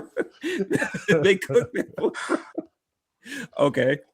Jamell, man, did y'all watch any of the conference games, man? We got a lot of Georgia and Bama fans too in some of the chats that we involved in too. You know what I'm saying? They got a lot of Georgia and Bama fans, and we're gonna have to figure out how Bama got back in there.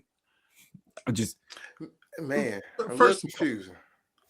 Can we agree with everything Abe said? First of all, like there was no live losing. Absolutely. In the words of Bill Clinton, fuck Ohio State. So yeah, I agree, 100%. All right. Bill did not have intimate relations with that woman, but Ohio State did lose to Indiana.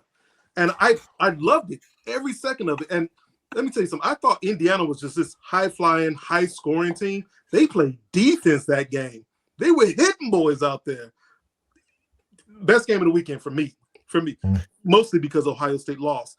But to your point, Alabama should not be in the playoffs. They took Notre Dame's spot. Notre Dame's arguing about Miami. I don't care about Miami. Alabama should not be there. It should be Notre Dame. It should 9-3. Notre Dame. Who did they play? They played Oklahoma. Don't say they lost because I know they lost. They played Miami. Don't say they lost because I know they lost. But they played those teams, right? You play who's in front of you. And they have, what, a 10-game winning streak going? Against who? 9-game winning streak? You know what? Don't make me bring up their schedule, sir. It's too late. Let me clean it up. While you pull up their schedule, let me go ahead and clean it up. This narrative that they got snubbed is high quality garbage. You can't get snubbed while you comfortably sit outside of playing in the conference like these other dogs did. Feel how you feel about Bama, Ohio State, Miami, whatever the case may be. They had to go see some people. They had to go make wins when they had to do it. They played in a conference that was respectable, and they not just hand-picking every single game. They hand-pick a lot, but they not just hand-picking every single game. Notre Dame, I'm sorry, bro. Like, you can't just keep getting away with this. You don't have to worry about no conference championships. You don't have to. A&M went in there and almost lost it all. Notre Dame doesn't have to face that type of pressure. They beat Purdue, Big Ten team, Arkansas, SEC, Boise State, Mountain, whatever, NC State, ACC, USC, while they were ranked, mind you. Where is USC now? Exactly. No, Big Ten. But they're Big ranked. Ten. Big Ten. All right. See, Boston College, ACC, Navy. Yeah, no one cares about Navy, but they. I was with you to start naming off these schools. They beat Pitt, ACC. They beat Syracuse, ACC, and they beat Stanford. Like, I was really with you to start naming some of these schools. Announcing their conference doesn't mean these schools nothing. are ranked, though. They're ranked. So, to your point, they lost to Miami by 3. Mm-hmm. They lost to A&M by 1. Mm-hmm. So, if we're talking about other teams that are in the top 10, then yeah, you're talking about they played some tough competition and they only lost by a few points. You're talking about 4 points collectively over the two teams. That in itself should be part of the argument going into it because they won 10 straight afterwards. 9-3 Alabama did not deserve to be in the top 10. Thank you. Now, I'm not saying Notre Dame should have been the team to replace them, But I am saying that Alabama had their own ticket rope. They did their own job. They're 9-3. They're not supposed to be in the top 10. Especially, I mean, you didn't even put them 12. You left them where they were at 9 while not even going to the conference championship. That needs to be talked about. There's no way you just say, hey, just stay put. Don't worry about it. We're going to let these other teams duke it out, and then we're going to keep you there. That doesn't make any sense. Because even to that point, when Notre Dame won against a ranked team, they were both 20 and below. A number 20 USC, a number 22 Pitt, right? So it's not as if that 10-game winning streak we're talking. You can name the conference. There's a lot of people that join gangs and don't mean shit.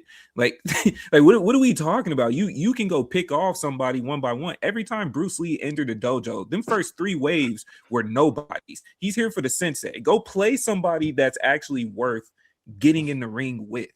Now, I might be of the opinion, and this is far from biased. I might be of the opinion that they kept Alabama in there to justify keeping UT out, University of Texas out, because they both have 3 losses. And so they said we're gonna pick one of them. Yeah, you know the household name, right? There's a chance, just based off of their legacy, you know who might end up making these games worth it or possibly pulling off maybe 2 to 3. Alabama. Based on what we've seen from the University of Texas, I don't think anybody believed that they were the ones that, like, you go in there, because if let's say if you put them where Alabama is, they're going to play Oklahoma again. Do you think they beat them twice based on the way Oklahoma finished the season? Okay, say hypothetically they did. Then you run into Indiana. You could feel that Alabama could potentially upset Indiana just off the bias. Yeah. UT? No. So even if the UT got in, let's say if they put them at 12. Well, you couldn't, because James Madison is there. What the fuck are we talking? James Madison is playing Oregon. None of y'all ever watched a James Madison game. James Madison sounds like a website that you got lost on trying to find somebody to date. It sounds like an online college. Not only that, like or something. Yeah.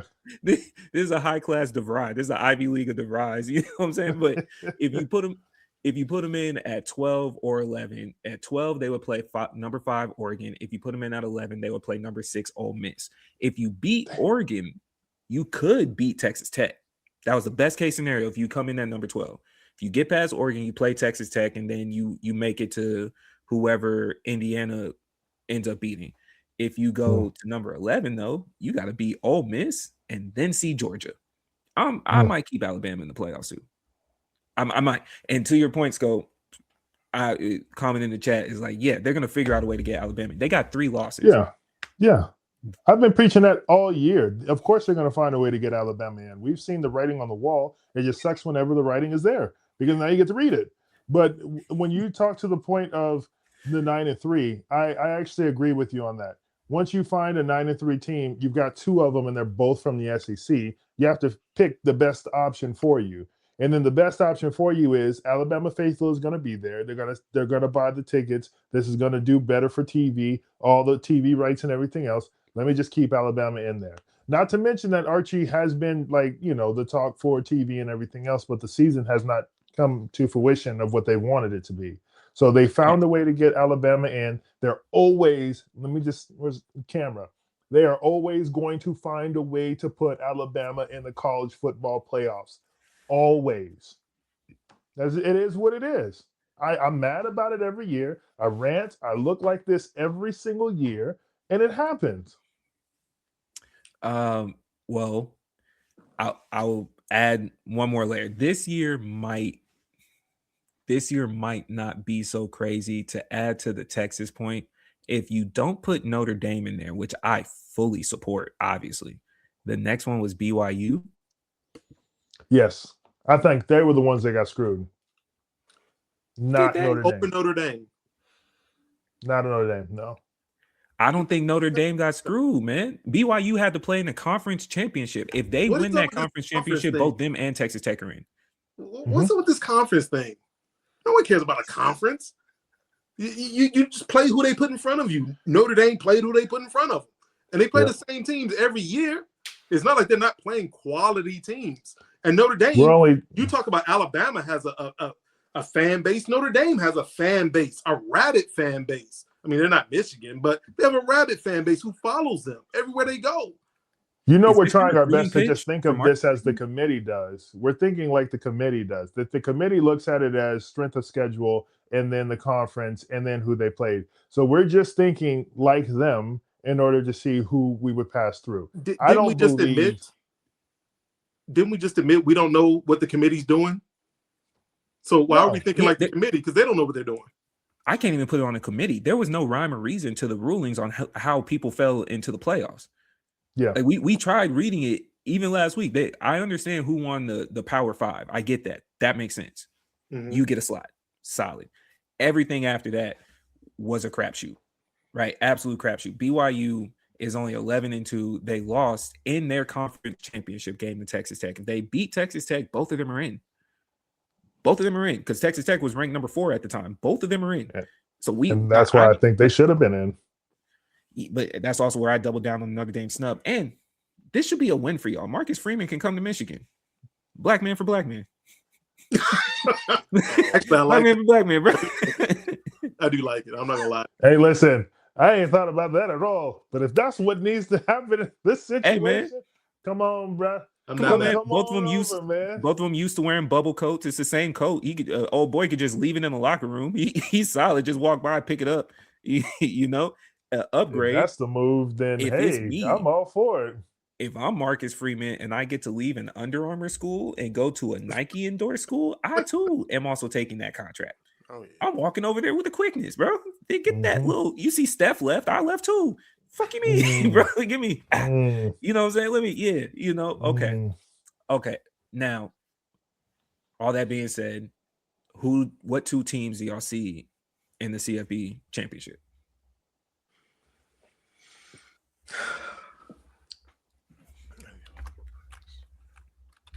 I mean, if we're talking about the playoff bracket and how it breaks down, This sounds painful. That's why I got silence from 2 of the brothers. This sounds painful because they know what it is. So they know. I'm gonna just say this. I feel like Indiana has the best route to get there. So I can see Indiana being one of the 2 teams. The other team I see is Georgia. Okay. Why? The route that you have to go. So Indiana has to play whoever wins out of Oklahoma and Alabama. I think they smoke whoever they play in that situation. Okay. Okay. Then you have to, Texas Tech plays Oregon over James Matt. We're not even talking about Texas Tech plays Oregon. And then, sorry, no disrespect to James Madison people, but like, come on, let's be real. Just be happy you're there. They're going to play, and I think it's Texas Tech or Oregon. I'm not sure who wins that, but I think Indiana has the best chance of beating either one of those teams. Just my opinion. Okay. When I look down at the bracket below, you've got A&M playing Miami. I have A&M in that game. I'm sure you don't. A&M hater. But I have them playing Ohio State. Ohio State, I see beating A&M. I see Georgia beating Ole Miss because we're definitely not playing Tulane. And I feel like it'll come down to a Georgia-Ohio State game, and Georgia's taking that, in my opinion. Okay. Can I go second, Jamell? Is that cool with you? Please, by all means. Okay. Say less. I agree with you on the top half of the bracket. I think Oregon is going to smoke boots the next 2 games between James Madison, and I think they're going to get so comfortable they might run up the score on Texas Tech just because. Ooh. Just because. I don't think Texas Tech has the offensive power to maintain keeping up with an Oregon, and with Oregon showing for one of the first times in the last couple of years their defense isn't light. They've experienced the Big Ten last year. They said, okay, cool, we got a little bit of an adaptation going on. It's like, hey, we're not USC, we're not UCLA, like them peasants over there. Like we actually want to play. You know, so they're here and they're showing that. Oregon was everything Penn State was supposed to be. So I think they go in there, and that Big Ten matchup is exciting between Oregon and Indiana to me. On the other side of the bracket, I know you think otherwise. I have A&M not only beating Miami, I have A&M upsetting Ohio State. Ooh. Okay. I do. I think if after getting punched in the mouth, if and when I mean after they got punched in the mouth by Texas, if they beat Miami, their confidence is back and they got momentum. And it's one of those situations where I wouldn't want a bye game. I wouldn't want to be coming off of a bye to go into that type. When in any playoff format, maybe that's just the type of player that my mind is like, I don't want to be coming off of the couch while you're getting hot in any situation. I understand that you may not want to play that game. You get a rest week, and it's like, yeah, that sounds good in theory. But if I had a high level scrimmage to gel even further, and all y'all were doing was running first team versus second team, hot hand, hot hand. So I don't think I don't think Carson Beck is all the way there. So I can't put faith in Miami just because of who's at their QB, man. You still dealing with your women issues. You keep blaming the team when y'all lose. Come on, man. Come on, man. We at the end of the season. No. Hold on. I'm not just saying nothing. Carson Beck throughout this entire season has done some slanderous stuff that's clearly bled over to the field. That's the only reason why I bring that up. That's the only reason why I bring that up, bro. You blame the whole team when y'all lost. I don't know if they believe in you, but that's me. Now with Georgia, Ole Miss likes to just piss people off. Party crashers. I still have Georgia beating them. I do think Georgia is the best team in the college football playoffs right now. And so I have Georgia beating A&M, and I might have them winning the entire thing personally. I have Georgia winning the entire thing. Jamell? I think Alabama is a little scary for Indiana. I do think Indiana's going to come out of there. I do think Alabama is a little scary. I think you brought them up. Oregon, I'm not too worried about. Texas Tech, I don't know when they shifted from throw the ball downfield, let's play offense all day, no defense, to let's play hardcore defense, very little offense. But I think they have enough to slow down Oregon, maybe even beat Oregon. But I do think ultimately it's going to be Indiana playing against Georgia, even though I am not a Texas A&M hater. I'm more of a Ray hater, but I do think Miami will beat Texas A&M. All right, I think Miami's going to get them. I think Georgia's the toughest team. Georgia and Ohio State will be a really good game, but ultimately, I think it's going to be Georgia and Indiana, and I think Indiana takes it. Okay. Not bad. All right, well, let's get to some basketball, man. Outside of Desmond Bain trying to injure people, injury rate kind of crazy in the league right now, man. Injury rate is kind of crazy in the league. I know that's an interesting point to start off with, but I'm gonna lean into Giannis. I'm not saying you're not injured. I am saying I do know you're looking for a trade. I am saying that I too would sit down if I was stuck playing with Kyle Kuzma. I am saying you got your family photo with the other two brothers signed to the Bucks, so you did it for the fam. Cool. You trying to go elsewhere. I don't know how else to spell it. Like it is coincidental. There's a lot of people injured, man. And I think I sent y'all the stat, but when they were talking about how much money is potentially being lost, like somewhere around $525 million in potential payroll loss due to the total amount of absences. And that's right now. That's not including if there's more injuries down the line. But how many calf strains have we seen, even just towards the end of last season, going into the top of this season? Derek Lively's out with another foot injury, and that seems normal for someone his size. It's just very unfortunate. What was I don't know if y'all seen it, but it definitely hit my timeline. Anthony Davis swiped, and I think he hit some oxygen, and his fingers started hurting, right? Like you feel me? And we don't know what's going on with Ja. Zion still Zion. You missing a lot going on here. is the load management conversation crazy at this point? So there was a study done, and it showed that there were less players hurt before load management than there are now. And they say it's because you played every day, your body got used to that. As opposed to load management, you play, you don't play, you play, you don't play. Your muscles tend to tighten up when you're not playing, when you're taking that time off. So it's not loose all the time like it was in the 80s and in the 90s, even though we have better technology, better medicine, better physical trainers, better diets. Everything is better now, but more players are being hurt now. So there's an argument against load management. I really think, first of all, Giannis needs to go. He's got to go. This morning on ESPN, they were talking about different trade packages and where he could go. New York was one of them, but you would have to trade Giannis and Kuzma for Karl Anthony Towns and Mikal Bridges to make the money line up. And they talked about him going they talked about Anthony Davis being traded to the East because I forget that he's always been in the West his entire career. So we're talking about him going to the East. But his injuries, like he's always hurt. And he's such a good player. They say he's a top 20 player. I was like, well, he's top 10. But then they say he's top 20 because he's always hurt. He has the skill to be a top 10. He's just always injured. I really think load management works against the players more so than it helps them.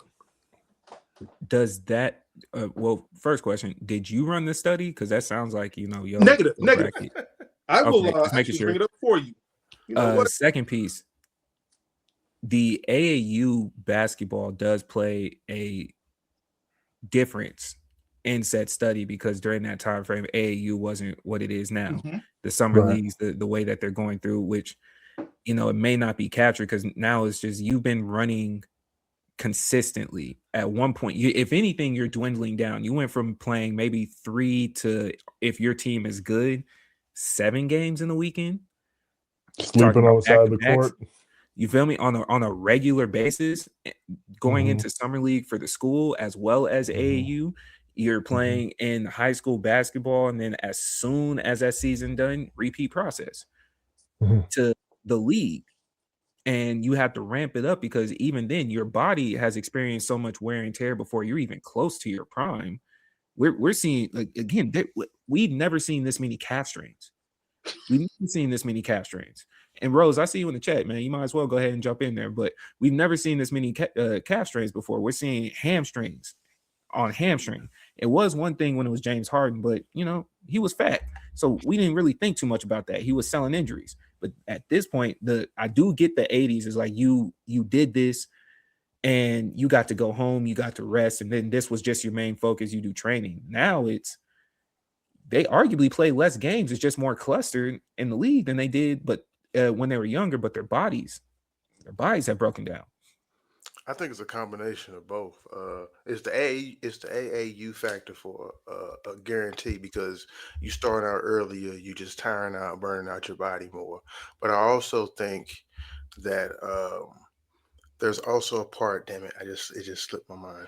But it's a part of that factor of the AAU, and then, damn it, oh my God, I just lost it, man. I just lost the point I just had.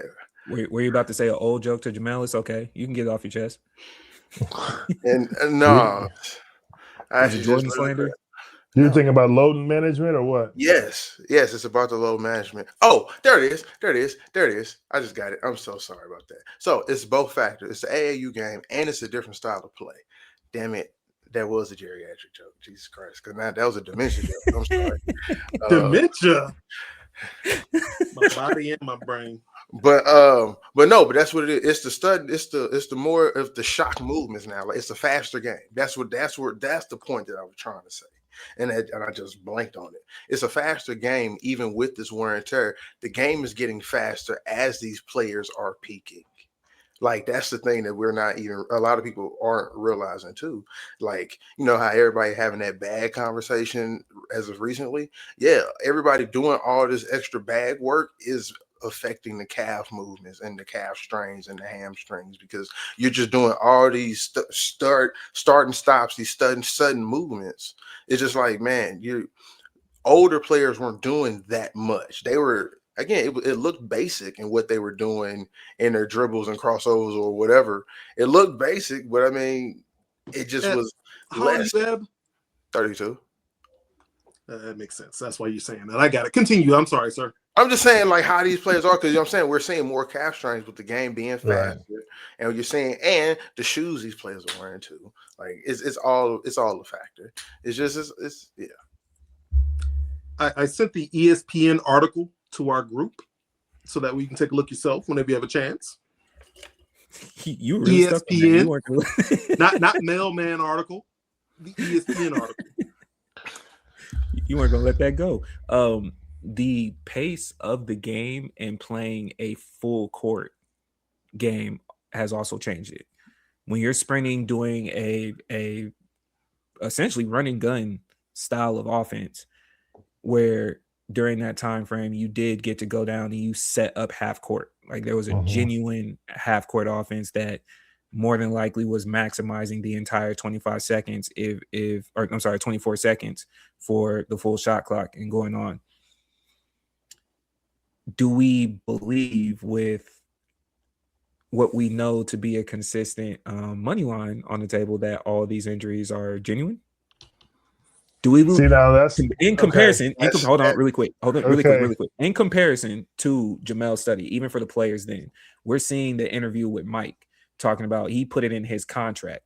If I see a basketball game on the side of the road, he getting out there and he hooping, and he's still getting his guaranteed money. There's certain players where they talk about how, like, they wanted to go hoop, where now I don't know if the drive is there. You can make it a generational thing. You can make it the amount of games to travel is kind of crazy, but do you feel as if they have the same drive from the basketball even we grew up watching? I'm going to take Mike and Kobe off the table. They are anomalies. Shaq would have fit in today's game with the personality that he had. Yeah. Didn't want to try hard. He just happened to be uber talented. But Shaq was also that anomaly of where everybody hated it because you didn't try hard. Now there's probably 5 or 6 Embiids on a regular basis. So to your point though, right? We're looking at the landscape of the NBA. We're taking a look. We're saying, okay, do you guys want to hoop outside of the NBA? The answer to that question is yes. We still have the Olympics. We still have things that are happening outside of the NBA where people are engaging into. I do think it's become about the money to a certain extent, because obviously these guys have to protect their bodies so that way they can go get that contract, because they keep raising that number higher and higher. And there's nothing you can tell me as a person who's making 20 million that if I don't work out, 20 times during this month, but I do 10, I save my body. So at the start of the season, they'll be happy to hand me $40 million a year. I'm going to sit back and I'm going to do the bare minimum to make sure my body's healthy, and then I'm going to go play. Now, whether that's detrimental for the long run and all that, that's yet to be proven throughout everything, because there are different variables that go into this conversation. But what I will say is a lot of it is about the money. I don't want to say we're talking Vegas money, because that's a different conversation. That's Terry Rozier, who's not making that much money, who's getting a little cut off the side. Pled not guilty. Him and Chauncey pled not guilty. I understand. I'm just saying, if we're talking optics and everything else, if you're saying that the players that are involved in this are the people who aren't making that much money, like a Porter, like that's something that, yeah, I can kind of see that playing out. But someone $50 million, I don't see that happening. Yeah. Oh, go ahead, Jamell. No, just because you like to call out us older, wiser, more established gentlemen.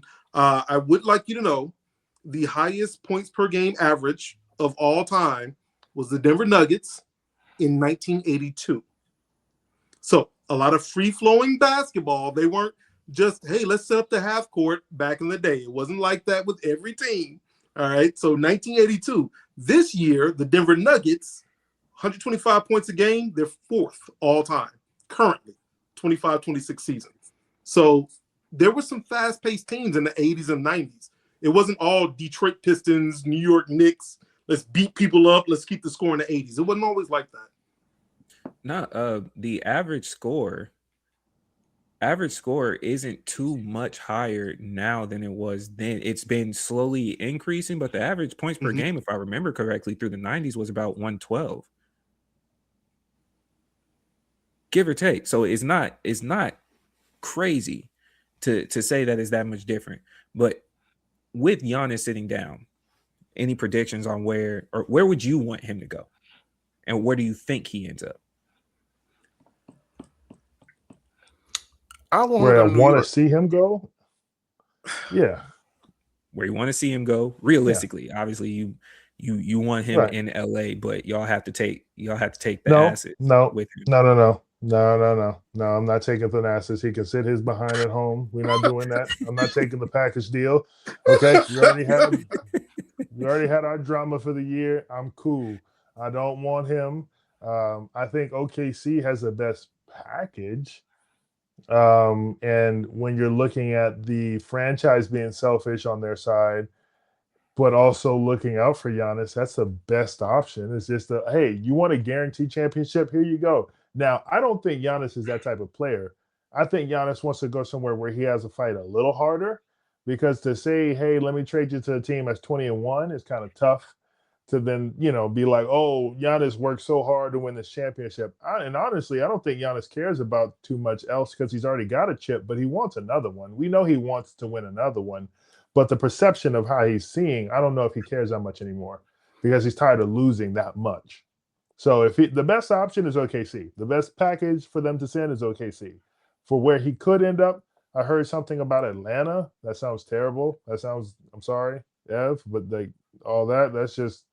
that's purgatory. Like, I don't understand why anybody would want to go play for the Hawks right now. Oh yeah. So it's a rough one all the way around. But the two spots that look viable are going to be in New York and OKC. Yeah, those are the most viable spots. Now, I'm not gonna lie. I had heard of a rumor about San Antonio, and I personally would have loved for that, because I would love to see him and Wemby together. I would love to see that combination. And there's a thing where, because I was gonna say this point that I had thought about before we switch right into here about the injury thing. Wemby's never going to get the supermax, like the supermax from San Antonio, I think, because he'll never play enough games to get the awards that they had with the ruling in place. He'll never play the 67 games just because of what his body will go through, because we've already seen him miss games extensively already this season. Of course, he had 2 last year with the blood clots getting shut down. So it's one of those things where I don't think that he'll ever have a supermax. So you can go and get Giannis and re-sign him for whatever you need to keep him satisfied and happy, because it also is Giannis. Like, it is a superstar level player. So I think that combination of them two, especially if somehow a package existed where somehow De'Aaron Fox was kept, oh my God, you'd have an amazing big three of them, even though I don't think that type of money would ever match. But if you could make it work, hey, somehow. But I think realistically, I agree with Abe. It's going to be New York or OKC, and I would prefer New York. If you can keep De'Aaron, I'm calling the cops tomorrow. Something going on over there, and we need to figure it out. What they owe, what tapes do they have of the owner doing whatever with whoever? Like, I'm calling the cops. I don't want Giannis to go to OKC. I can tell you that much. Yeah, absolutely. When it comes to point per game differential, this year's Oklahoma City team has the greatest differential of all time, 16.7 points per game. That's how much they're beating people by. Currently, with this NBA Cup, they're beating the Phoenix Suns right now 94-58. All right, they're pooping on people. without a full team. They only have one loss this whole season. I don't. Shea doesn't have to play in the fourth quarter. And they're the second youngest team to ever win an NBA championship. Most of them haven't even touched their prime yet. I don't want him there because I don't want the next 6-7 years of just Oklahoma City winning championships. Please let him go to New York. And if we got to punish him, send him to Atlanta. Teach him a lesson. Teach him a lesson is crazy. What Giannis do to be taught a lesson? I would like to see him go to Chicago. That's what I would like to see. Chicago has a history of winning in the 90s. So I would like to bring that back. Just 25 years ago. Yeah. Hey, how old were you 25 years ago? 8. Jamell holds on to the Chicago championships the same way the Cowboys hold on to their NFL Super Bowls. Yes, I do. It's around the same. It is the same time. It's not even around. It is the same time frame, bro. So I'm just saying, I don't want him in Oklahoma City. I do want some parity. What Oklahoma City has done has been great because it's a lot of homegrown talent, But if you can't get him in New York, at least you send him to San Antonio. Oklahoma City has some competition. Wemby and Giannis, I think they would give OKC some competition. But a team in the East won't win a championship for the next decade if you do. I will piggyback off of some of y'all's points. I will start off with I hate the idea of him going to New York. I don't think he'll be happy personally. I know it's the market. Going to New York just for any sport you going to New York, it's a market. You get to thrive in it. I don't think that's his personality, to be honest with you. Like Giannis doesn't strike me as somebody that's going to go to New York and do anything other than try to focus on basketball. He doesn't seem like the fashion merchandise guy, right? You might get him in a couple food commercials, but unfortunately the accent that he has isn't necessarily selling for the New York that we know New York to be. You're not the urban culture. You're none of that. So other than strictly basketball and then him pairing up with Jalen Brunson, while it could work, I don't know if I see success. But anytime you can get rid of Karl Anthony Towns and I have you on my team, for sure, take him, please, man. He's playing his own style of defense. He's not cohesive with any part that they have going on. He's not to blame for the reason that they got eliminated, but he still has a hard time of trying to figure out when to let go of the ball, man. Like, you're not the point guard. You're not the person that's supposed to be taking it from the 3-point line down into the paint, whatever. But it does make sense, at least, line for line, matching the money. It does make sense. I get it. OKC Jalen Williams hasn't even played this season, and they're doing what they're doing. Their second best player has not played this season, and they're doing what they're doing. I don't know who they give up for Giannis, but if they reached into their pocket and just randomly grabbed whatever's in there, it's probably coming with 6 draft picks easily. Like, just pick one. Just pick one, bro. Like, take whatever you want. Like, yeah, you want one of these young guys who they could. I almost argue they could trade Chet and still be fine. Be fine. Honest, yeah. If I could easily put Dort in the package because I get an upgrade on defense and an upgrade on offense because based on the way that Jalen Williams play and Shy, they can guard your guards. So you're still solid. Now, I do get what Jamell's saying. They mess around and run away with the league, bro. I don't know. You would hope. That sounds crazy. You don't want this. You would start hoping for injuries. Like, you would wish injuries upon another person just so you could be successful.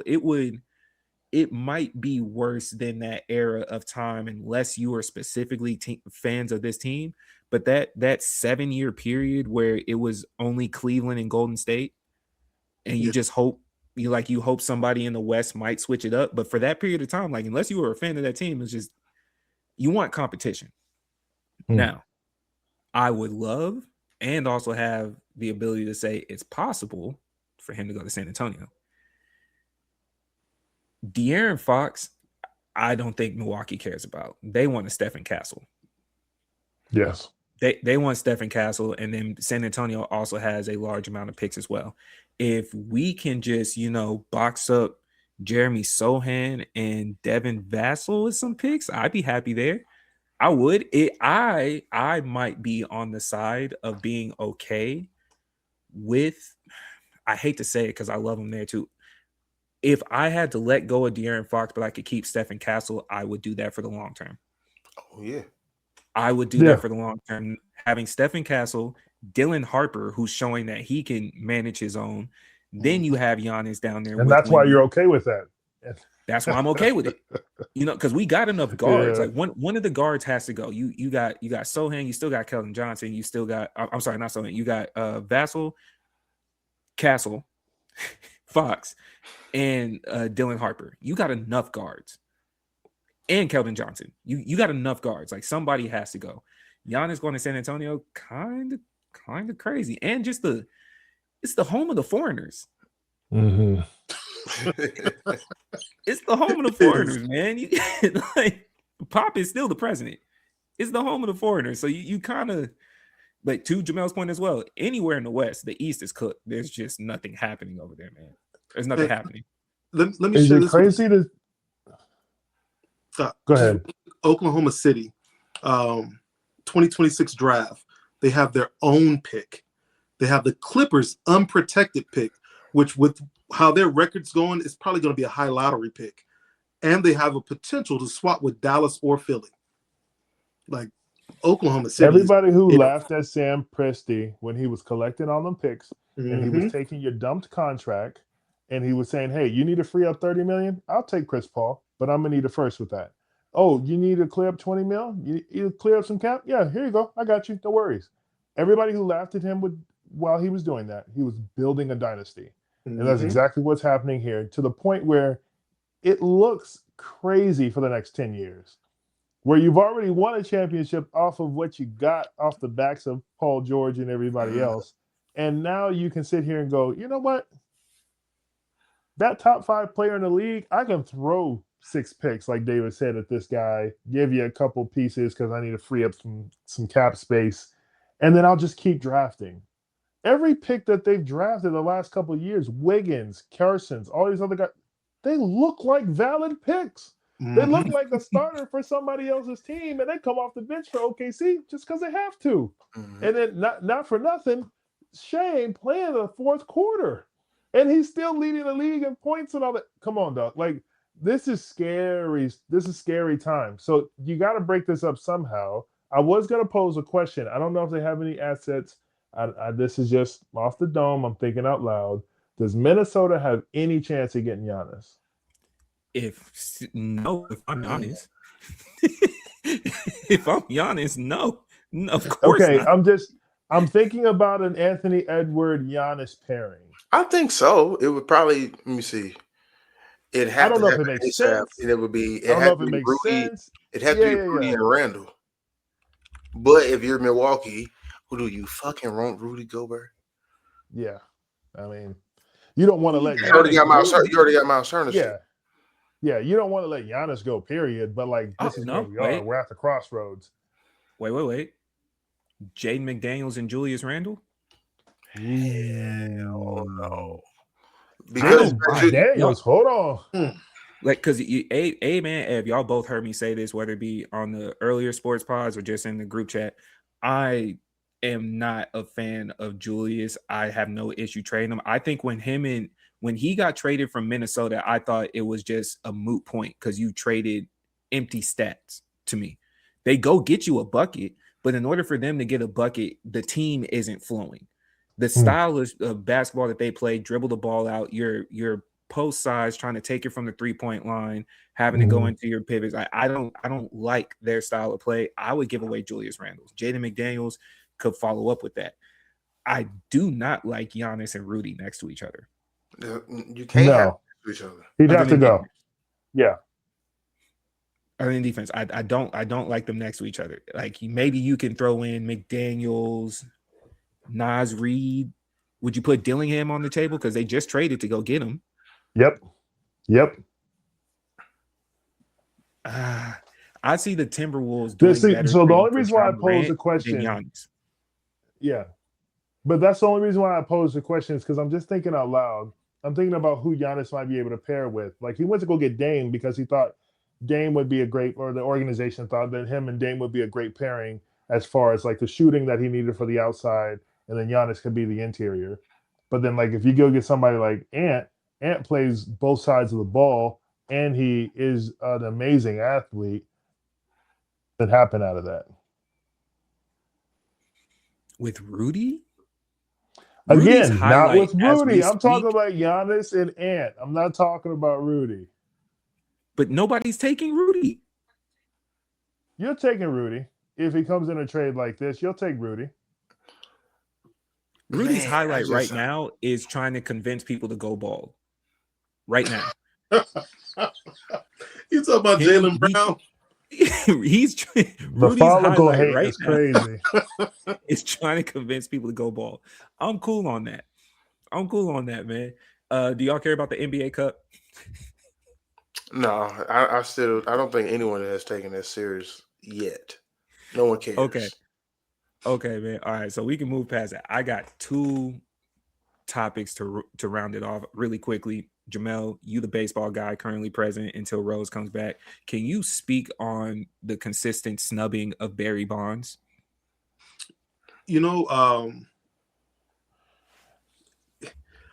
So Barry Bonds took the super soldier serum before it was popular, before the MCU, right? And they're punishing him for being superhuman, right? Barry Bonds was putting up stats before his head was 5 times bigger than mine. People forget in Pittsburgh, he was putting up numbers in Pittsburgh and steals. In San Fran, he got too big to run the bases like that. But it's the steroid stench that is on him. I think if it was an error, and I know what they're like, oh, well, the people before him weren't doing steroids, and we haven't really caught a whole bunch after him. But that was a whole era. Everybody was taking steroids back then. Everybody. He's an all-time home run leader. How do you not let him in the Hall of Fame? Same with Roger Clemens. 7 Cy Youngs? How do you not let him in the Hall of Fame? Are they going to wait? They're going to pull a Pete Rose and wait till they're dead and be like, okay, we can vote for him now. All right, cool. Go ahead and let them in. Yep. They're dead posthumously. Bingo. What are we doing to these guys, man? They've already been punished. They weren't first ballot. Jeff Kent, mind you, the most home runs out of any second baseman. I didn't know that till he got voted for, but Jeff Kent has the most home runs out of any second baseman. He's in the Hall of Fame. Before Barry Bonds and Roger Clemens, and I think they're letting Alex Rodriguez know, hey, now you know what to expect. All right, you're gonna get the same treatment. I think it's a travesty. He needs to be in. I don't know a lot, but I know enough that there's other alleged steroid users that are in the Hall of Fame right now. David Ortiz being one of them. Mike Piazza, Jose Canseco, when he was up there pointing fingers on the stand, he listed Ivan Rodriguez. Now at the same time, I don't know if David Ortiz is more loved. You have the name Big Papi, you're upsetting the Yankees. The allure came with him. They are keeping out Mark and Sammy while keeping out Barry. So it's not like it's a crazy. Manny Ramirez isn't in the Hall of Fame either. But Barry Bonds is arguably the greatest baseball player we've seen until at least 2010. Until we started talking about oh boy, that played for the Twins. I just blanked. And then we're talking about Shohei's. Until we started talking about them, it was Barry Bonds. I could be wrong. Correct me if I'm wrong. Until Shohei, then, if you want to go that route. Shohei is the most complete player I've seen. I've never seen someone who can pitch as well as he does and hit as well as he does. But if you said, hey, start you a team, which one are you going to take? I'm going to take Barry. I'll find me a different pitcher. I'm going to start with Barry. Barry, okay. I think he also has the most walks in MLB history. People were afraid to pitch to him. There's been games where he was walked all 4 times he went up to the plate. They just walked him. We're talking about a power hitter who could bat in the high 330s. Like, dude, it's a travesty. This dude's not in the Hall of Fame. And fair enough. In 2031, that'll be his last chance.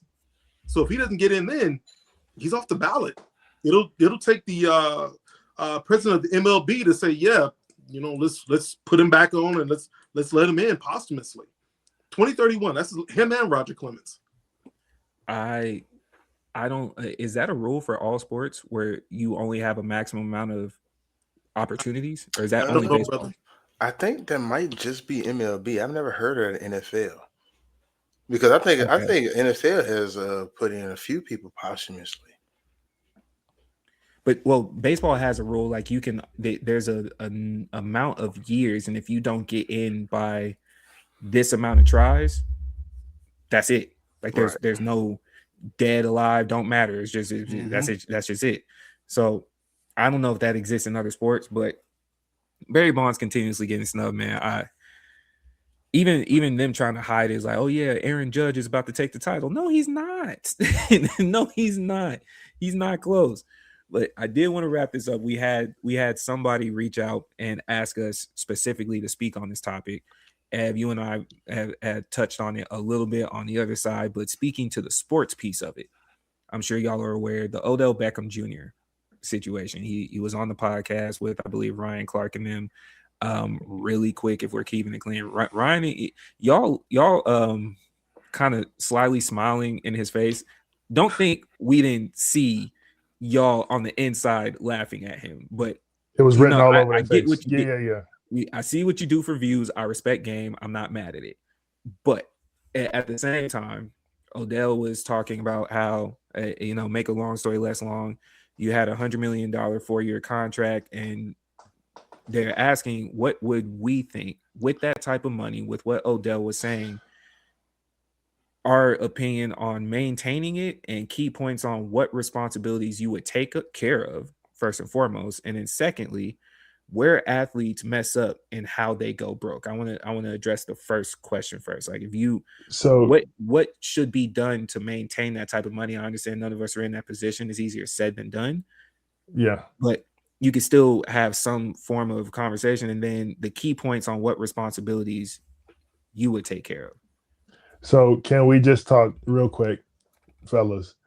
Bodega had the best take on this on the other podcast because it's very true to the fact that he wanted to flex. Like, I follow him today. Like he likes to show off what he's got, what he's doing. I'm sure it's a lavish lifestyle being in the NFL, trying to keep up. So I definitely understand that, like, there's a certain pressure with being the swaggy guy in the NFL, the guy that they look to have the new Chrome Hearts jeans and all this other stuff. I get that. But if you start to see your bank account dwell and you're still trying to keep up with that same lifestyle, my brother, this ain't got nothing to do with I wasn't taught financial literacy. It's not enough coming in to suffice for what's going out. That's just simple math. Like Bodega said, math ain't mathin'. Like, if we're looking at the situation, the responsibilities that I would take as a person in that position is, yes, I'm buying my mom a crib.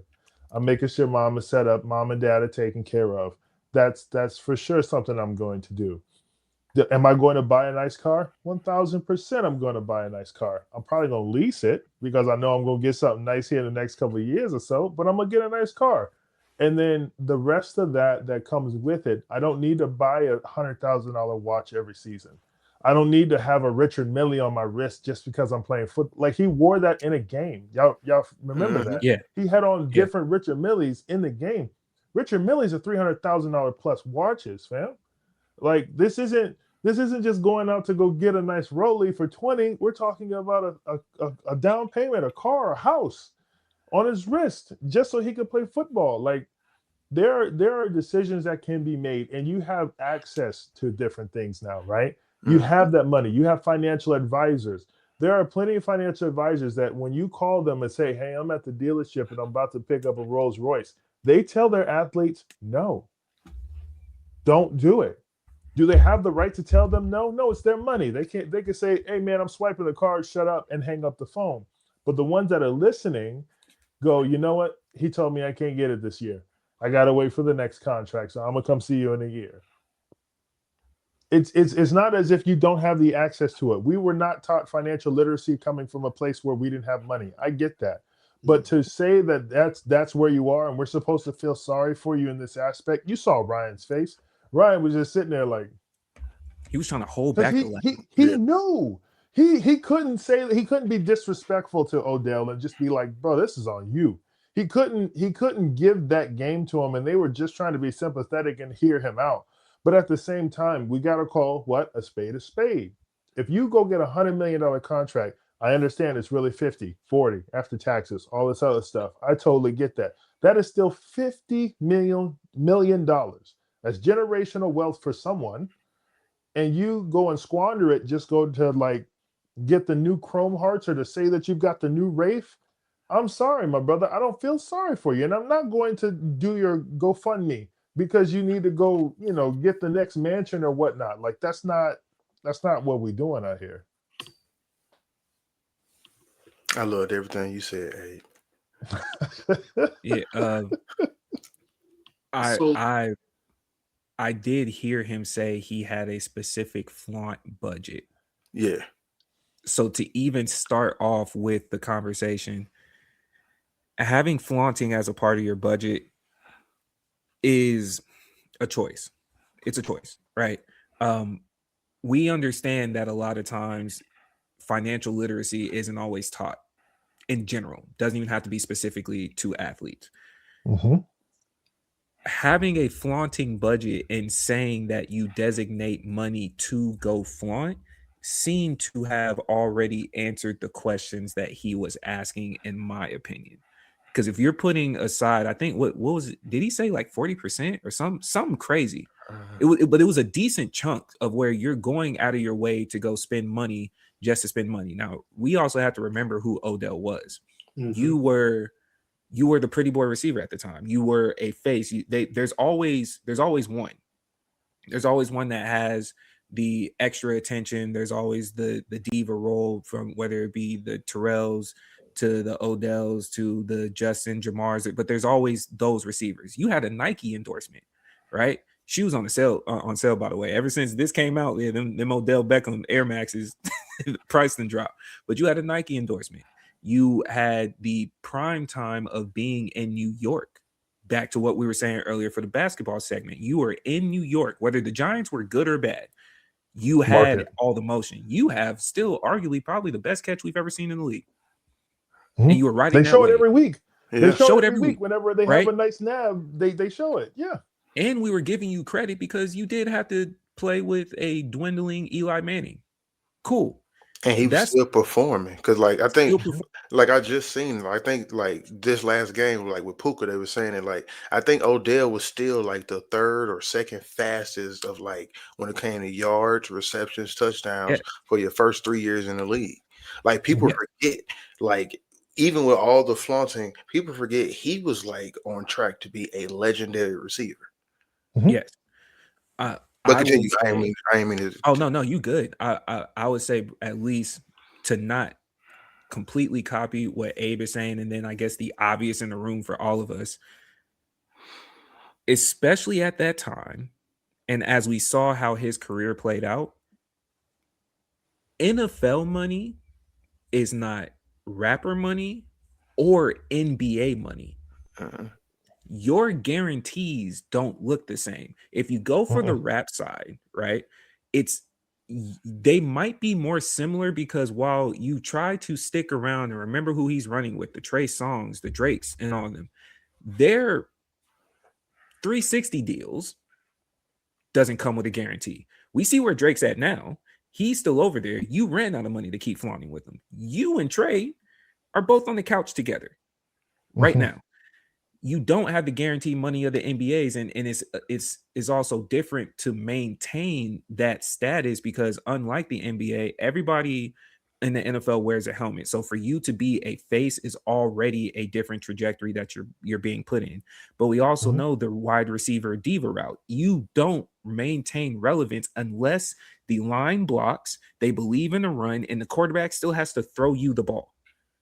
Not that he couldn't catch. But once your attitude starts to pick up, just like all the receivers that were similar to him in the past, the team gets tired of it. Or, when you look like us, they're looking for someone to blame. It wasn't his fault that New York was bad. It's not. Was he a spectacle on the sideline? Yes, but a spectacle doesn't necessarily have a negative connotation. So then, similar to your predecessors, Randy Moss and a couple other ones, they sent you to purgatory. Whatever the purgatory team was of that era, like when Randy went to the Raiders, they sent you to Cleveland, and Cleveland was purgatory. Everybody seems to love Baker Mayfield, but you two had a beef going on. That's even more crazy. Y'all were both trying to figure it out, and it just kept happening. Now, the injuries don't help, right? He had three ACLs, if I remember correctly. So. I know he had at least two. But I think it was three. But I know he's had other leg injuries too. You know, so you got hurt Super Bowl, man, which is great for you to make it there. But in that moment, once that happened, the flaunting money is there.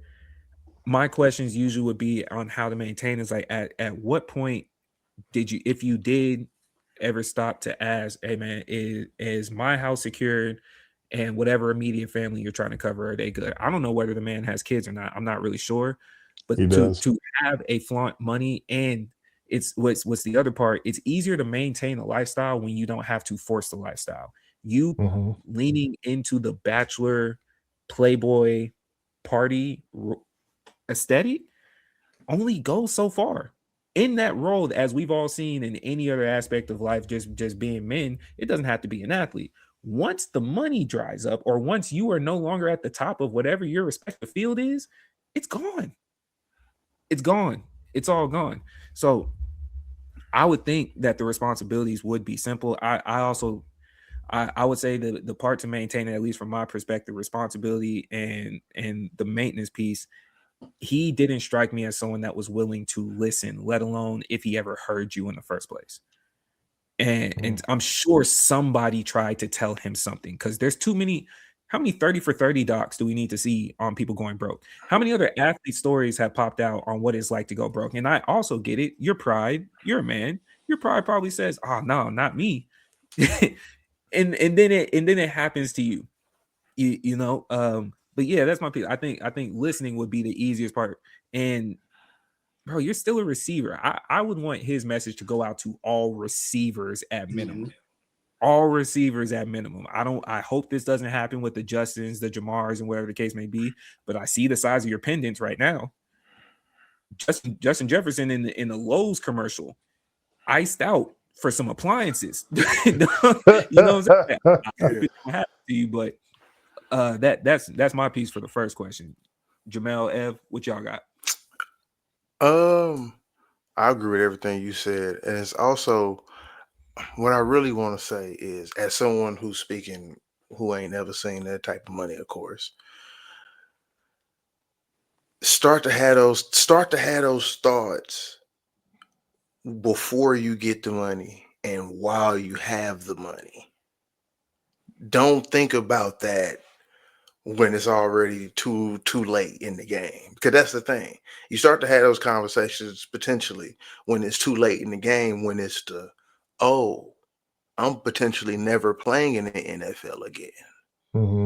Like that, that's where Odell is at now. I'm potentially never playing, and I'm 33 and I'm done. And I was the one signing a 5-year $90 million contract, and now I'm done. Like, think about that right when you putting down your flaunting budget. Think about, nigga, what's my entry budget?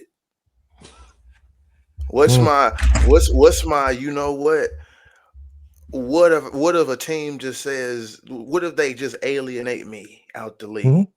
What if they just say, you know what?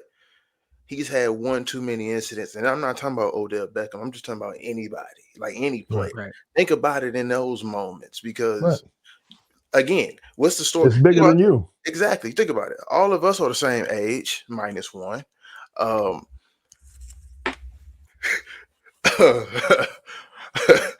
I love you, Jamell. It's so easy. It's just so easy. But what's one, like me, I have not played sports, but I was around a lot of guys who have played sports. And what's the one thing all of y'all have heard? You've heard for fact in the NFL, the league expectancy is 4 years. The NBA, Yes. the league expectancy is less than 5 years. It's less than 3 years. Mhm. We've all heard those things. So of course, when you're one of the blessed and lucky ones to go and get $100 million contract, you should be thinking about keeping that contract as long as possible, because guess what? You know for a fact you probably never gonna get that contract again. You fought like hell to get that rookie contract. Mhm. You know it's only potentially only gonna go down from here. So Mhm. you have to start thinking about that earlier. Don't Cam Newton, the same one. He said this too, the same exact verbiage almost. Oh, well, yeah, now that I'm out the league, I'm not making the same amount of money anymore, and I still got all these children to provide for. Yeah, nigga, of course you do. So guess what? Secure your shit so you can make sure it lasts forever, because you're the one with the generational wealth. Facts. How many people are looking to you whenever you You are the know? head of the household now because you carrying that load? Like, come on. Yeah, That's a fact. I agree. Jamell? I so in 2023, I played DraftKings, and I tied for first place in 2023. I got a nice chunk of money, a hefty chunk, and the He took first me thing to I dinner. did, He's not lying. He took me to dinner. first thing I did was I called up my took me out for daughter. my birthday. Yeah, No Diddy. I called. No doubt. I called up my daughter and I said, "Hey, what are your bills? You know, tell me all, you and your husband, let me know all your bills." And I paid all her bills, gave her a nice little chunk of money. My son, I didn't give him as much because he don't have a family, but I gave him a nice little chunk. I took care of my parents. I gave them a nice little chunk. And then I went out and got myself some nice stuff. And then everything else I put in savings. That's Jamell at 46. Jamell at 23, 24, 25, 26, that money would have been gone in a week. And now we keeping it clean. There we go. I'm so you know, but like Abe said, we weren't taught financial literacy in high school. I'm from Gary, Indiana. We damn sure weren't taught that. If you don't know what Gary is, it is the slums. We weren't taught that. And the only thing that saved me now is my age. I'm a little bit older, a little bit more mature, and I don't have a lot of responsibility. All my kids are grown, but they're still my kids. I think about them. Now I think about these athletes, because you've never had it before, millions of dollars. And you have friends that who weren't your friends before you had the money, but now that you do, they are your friends. And you want to maintain that group. And athletes today, even though athletes back in the day went broke also, but athletes today are also worried about being influencers. So they have that also. So like I'm not sure which one you mentioned. I apologize, but you're talking about Drake. No, NFL players are some of the brokest athletes around. All right, you're not getting paid like MLB players or NBA players. Damn sure not like rappers. So you want to maintain that influencer status, hanging out with these other athletes, hanging out with these other entertainers. You cannot maintain that the way they do. You can't. You need some sort of financial, and I think the NFL does that now. They have financial management classes, but if you don't take in the information, it goes to waste. You don't even need these classes. You can just look at Deuce McAllister, Kenny Anderson, Lawrence Taylor, Evander Holyfield, Mike Tyson, Latrell Sprewell, Dennis Rodman, Johnny Unitas, Allen Iverson, Antoine Walker. You can look at these athletes and say, yo, all of them went broke. All of them had millions of dollars. Let me not be like them. You can use them as an example, but they don't, because they want to be an influencer. They want to be popular. They want to have friends. They want to have the Instagram model on their shoulder, because that's going to cost money too. I'm not saying that they're out there, but I am saying if you want them with you, you're going to pay someone in their family, be it a mother, a father, because a lot of athletes, you'll see those who are successful and they maintain their money. It's a parent who's like, hey, I'm gonna hold your money for you. And these youngsters, especially with their parents aren't jipping them, these youngsters trust their parents. If I were younger, I would have given my money to my mother, because I trust my mother. And she'd have said, all right, son, this is what you need to live with. This is some party money for you. Set it aside, not 40%, but maybe 5 or 10%. Here's some party money. This will last you the whole year, and I'm still working, so I'm accumulating more wealth. These athletes, I don't think they have that, man. And the parents, if they're broke also, so now they have money that they've never had before. Right. So they're probably spending it just as quick as their kids are. You know, it's just, God, I actually legitimately feel bad for some of these athletes. Maybe I shouldn't, but I do, because I understand. And that leads to the second question. I think that's an easy segment. And honestly, on this platform, you know, we do what we do best, which is keep it clean. The second question was, where do the athletes fuck up and how do they go broke? I could tell you. We can say all the wisdom stuff that we're saying now. We can also have an honest conversation, just like you hinted at, Jamell. You threw that type of money at me. I'm not gonna lie. I can't argue. I'm not too far off in whatever situation he is. Because if you telling me, even especially the last point, if we came from a situation where we didn't have much, right? Because for every Jaden Daniels that has his mom everywhere that he goes, there's 10 that are on the same status, not feeling the same type of influence, not having the same type of words in your ear. So not only am I good at my sport, I'm a pretty boy as well. I get to walk around and be in all these situations. Yeah, I probably lost count of the money that might have been, especially being in New York. He done tricked off. He done tricked off a lot. When the picture of him being shirtless with Trey Songz and the rest of the receivers came out, in that moment, I think we all collectively said, up, it's about to go nowhere but downhill from here. Right?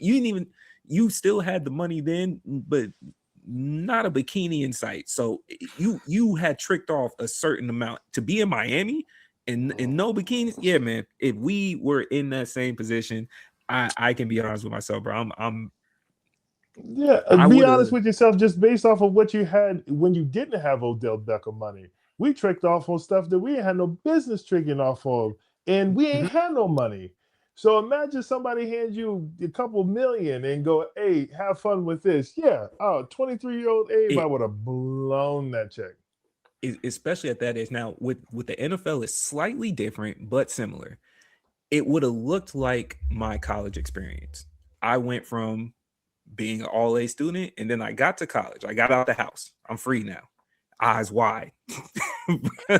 Different city, different environment, potential everywhere. Head on the swivel. I can't remember my first semester. I remember what my grades looked like that first semester, though, right? Yeah. So I spent every part, like, I think for me, at least, it would have happened like that. And then after it got out of my system, if I was still fortunate to be in a situation, I would have recovered. But we also know that there's a lot of people that aren't prepared to get punched in the mouth like that. And sometimes that punch in the mouth comes later on down the line, like your first injury or retirement, one of the two. You don't have many situations where you get an Iverson that lucked out. Like, you went broke, but Reebok looked out for Iverson. These brands aren't looking out for you. Yeah, facts. You know what I'm saying? So you said it earlier, though. You said it can't be me. Like that to that point, you're like, it can't be me. I saw Antoine Walker go broke, but that ain't me. I'm better than Antoine. I'm not going out like that. Like that's that mentality. I'm sure that a lot of the young guys with that type of money get, because you're on that social status. You're that guy of the team. You're the person they brought in. They're the ones that traded up for you. I get all of that. The NFL is the most hazardous, like one of the most hazardous jobs to have in entertainment. So that means, yes, you can sign a rookie contract that looks really great. You could play another one down and never play another down again in your life. You did all that work to get to that point, and then you can go to the NFL and you can never play another down. Fact. And that is the difference between like some of these other sports. Like, don't get me wrong, you can have a terrible ACL tear in basketball and be not yourself again, but there's a slim chance, a pretty good chance you can come back and play again. You may not be the player you were before. There's Achilles pops that are happening every other week, and players are coming back within 7 to 8 months. The NFL, the way we just saw, and no disrespect, the way we saw Ertz get folded up this past week, that he's not coming back from that one. It's done. Yeah. So I'm just saying that is a hazardous job. So for you to think that you just have forever to play football is kind of naive in a way. Not only that, to add to your point really quick, unlike unlike basketball, which is why there's a separation, you could not be in the main league of the NBA and still make six figures playing overseas in a Euro league or in a G league. You could still make somewhere around 3. It's not millions, but what You after can make you get millions in hurt in certain the leagues. NFL, Yeah, you can. you know what I'm saying? So Yeah. after you get hurt in the NFL, you go Nowhere. to commentating, Yeah. coaching. If Hopefully. you have the personality. If you have the personality. And that's the other part with him too, on especially it's before we get to him specifically, before we get to the receiver diva role, you look like us. You have to play a particular game to transition into commentating to begin with. How many Ryan Clarks really exist that didn't go the full journalism route, but you transition from the game into speaking, especially for the way that Ryan Clark was hitting people. The amount of hits that these football players are taking, I'm not even fully sure if you could put sentences together in your day-to-day conversation before I decide whether or not I like you, right? And then you have to transition over. So for the way that he might have burned bridges is also difficult. The other part, to Abe's point, man, you could get hit today. And again, keeping it clean with myself, before I took that ACL tear, I probably done called all 3 of y'all. Yo, bro, you want rims on the Lincoln? What size shoe you what size shoe you wear, bro? Yeah. Oh yeah, you know, Facts. yeah, fly, bro. We about to party in LA, bro. PJ. I'm on the way.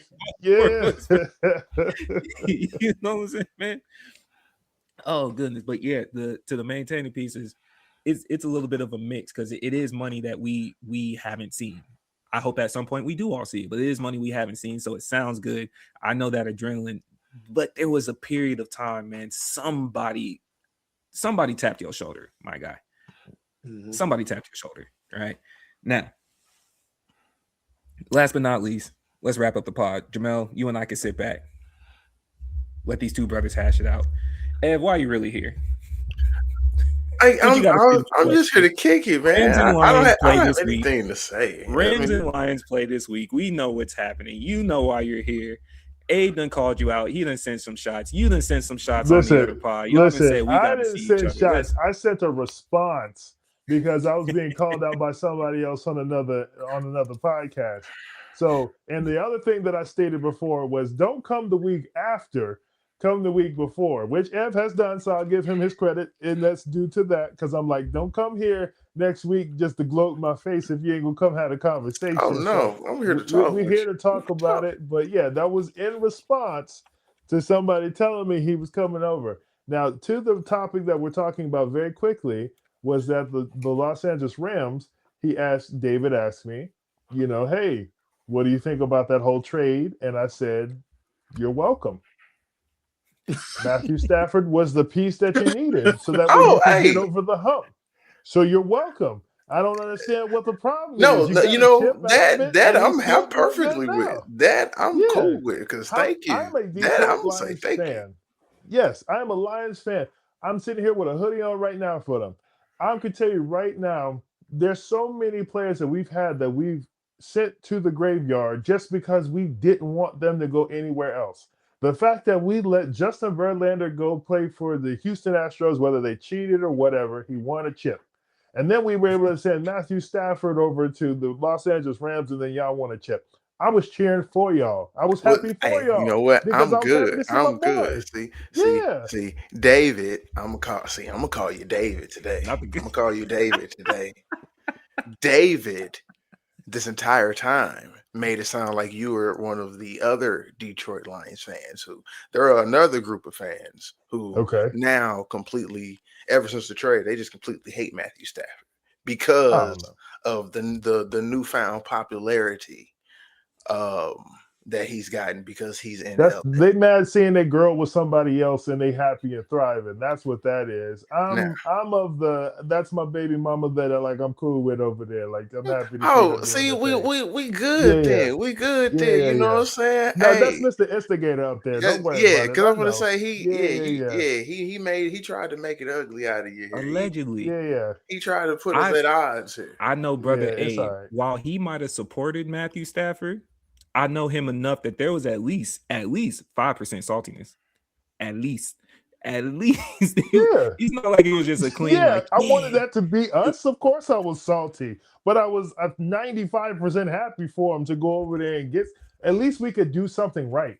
We haven't been able to do right by players for a long time. So the fact that we were able to send him somewhere where he automatically won a championship, that was doing right by Matthew Stafford, regardless of how we felt. So that's how I was in that situation. I was like, you know what? It's good because we had to see someone like Calvin Johnson leave the league and just like have to fight for his life for the 10 years he was in the league. And like we didn't get to send him nowhere else where he could have been successful and won a Super Bowl. We paid him a lot of money to suffer in Detroit. It is what it is. So the fact that we were able to send him over there to get a chip, I was like, you know what? I'm cool with that. And I who appreciate wins? that. Yeah, y'all talking nice. I hear that, but y'all still got a game to play. Who wins? Playoff implications on the line. Rams got a division. Lions got a division. Jamell trying to stay quiet because the Bears have been quietly outdoing Bears look real. expectations. The Bears look real. Like I thought they was phony all season, but Okay, so Rams. Man, Rams in the just tough don't let it division, have to Sam be. Darnold. Don't let it have to be a Caleb Williams conversation. Like, don't let it have to be a ball on the line for Caleb Williams to have to throw. Let it be a defense that has to make the decision to win that game. Because if it's going to be on Caleb Williams, you in trouble. I have 2 words. Fuck Detroit. All right. Eb, you ain't got to do it. I'll say it. All right. All right. You ain't got to. I will hate on Detroit. Oh, you hooked up Matt Stafford. Yeah. You hooked up the white boy. You didn't hook up Barry Sanders. You didn't hook up Calvin Johnson. I wasn't even right. Oh, I wasn't even right for that. Come on you now. should keep King Caleb's name out your fucking mouth. All right?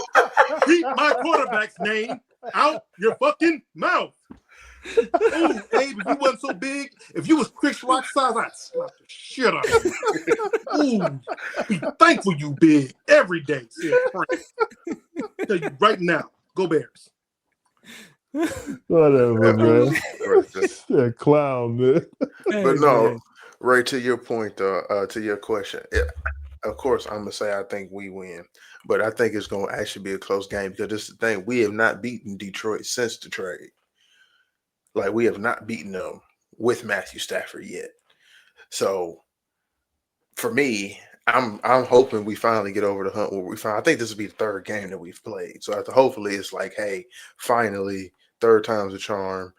And it's just because it's playoff implications. Because hey, we number 1 seed right now, but it's a week by week thing because we got Seattle literally right there. Top heavy. Like top heavy. Yeah, it's very top heavy. So we got to take every game because like that Carolina trap game really tore us apart. Like we needed that loss, but it kind of screwed us because like it made it a little bit more difficult because we were expecting Seattle to fall off and it's just not happening. Mm-hmm. So I think, and we can't stop Jahmyr Gibbs because this is the thing. Like Ray's heard me say it a lot. I say it all the time.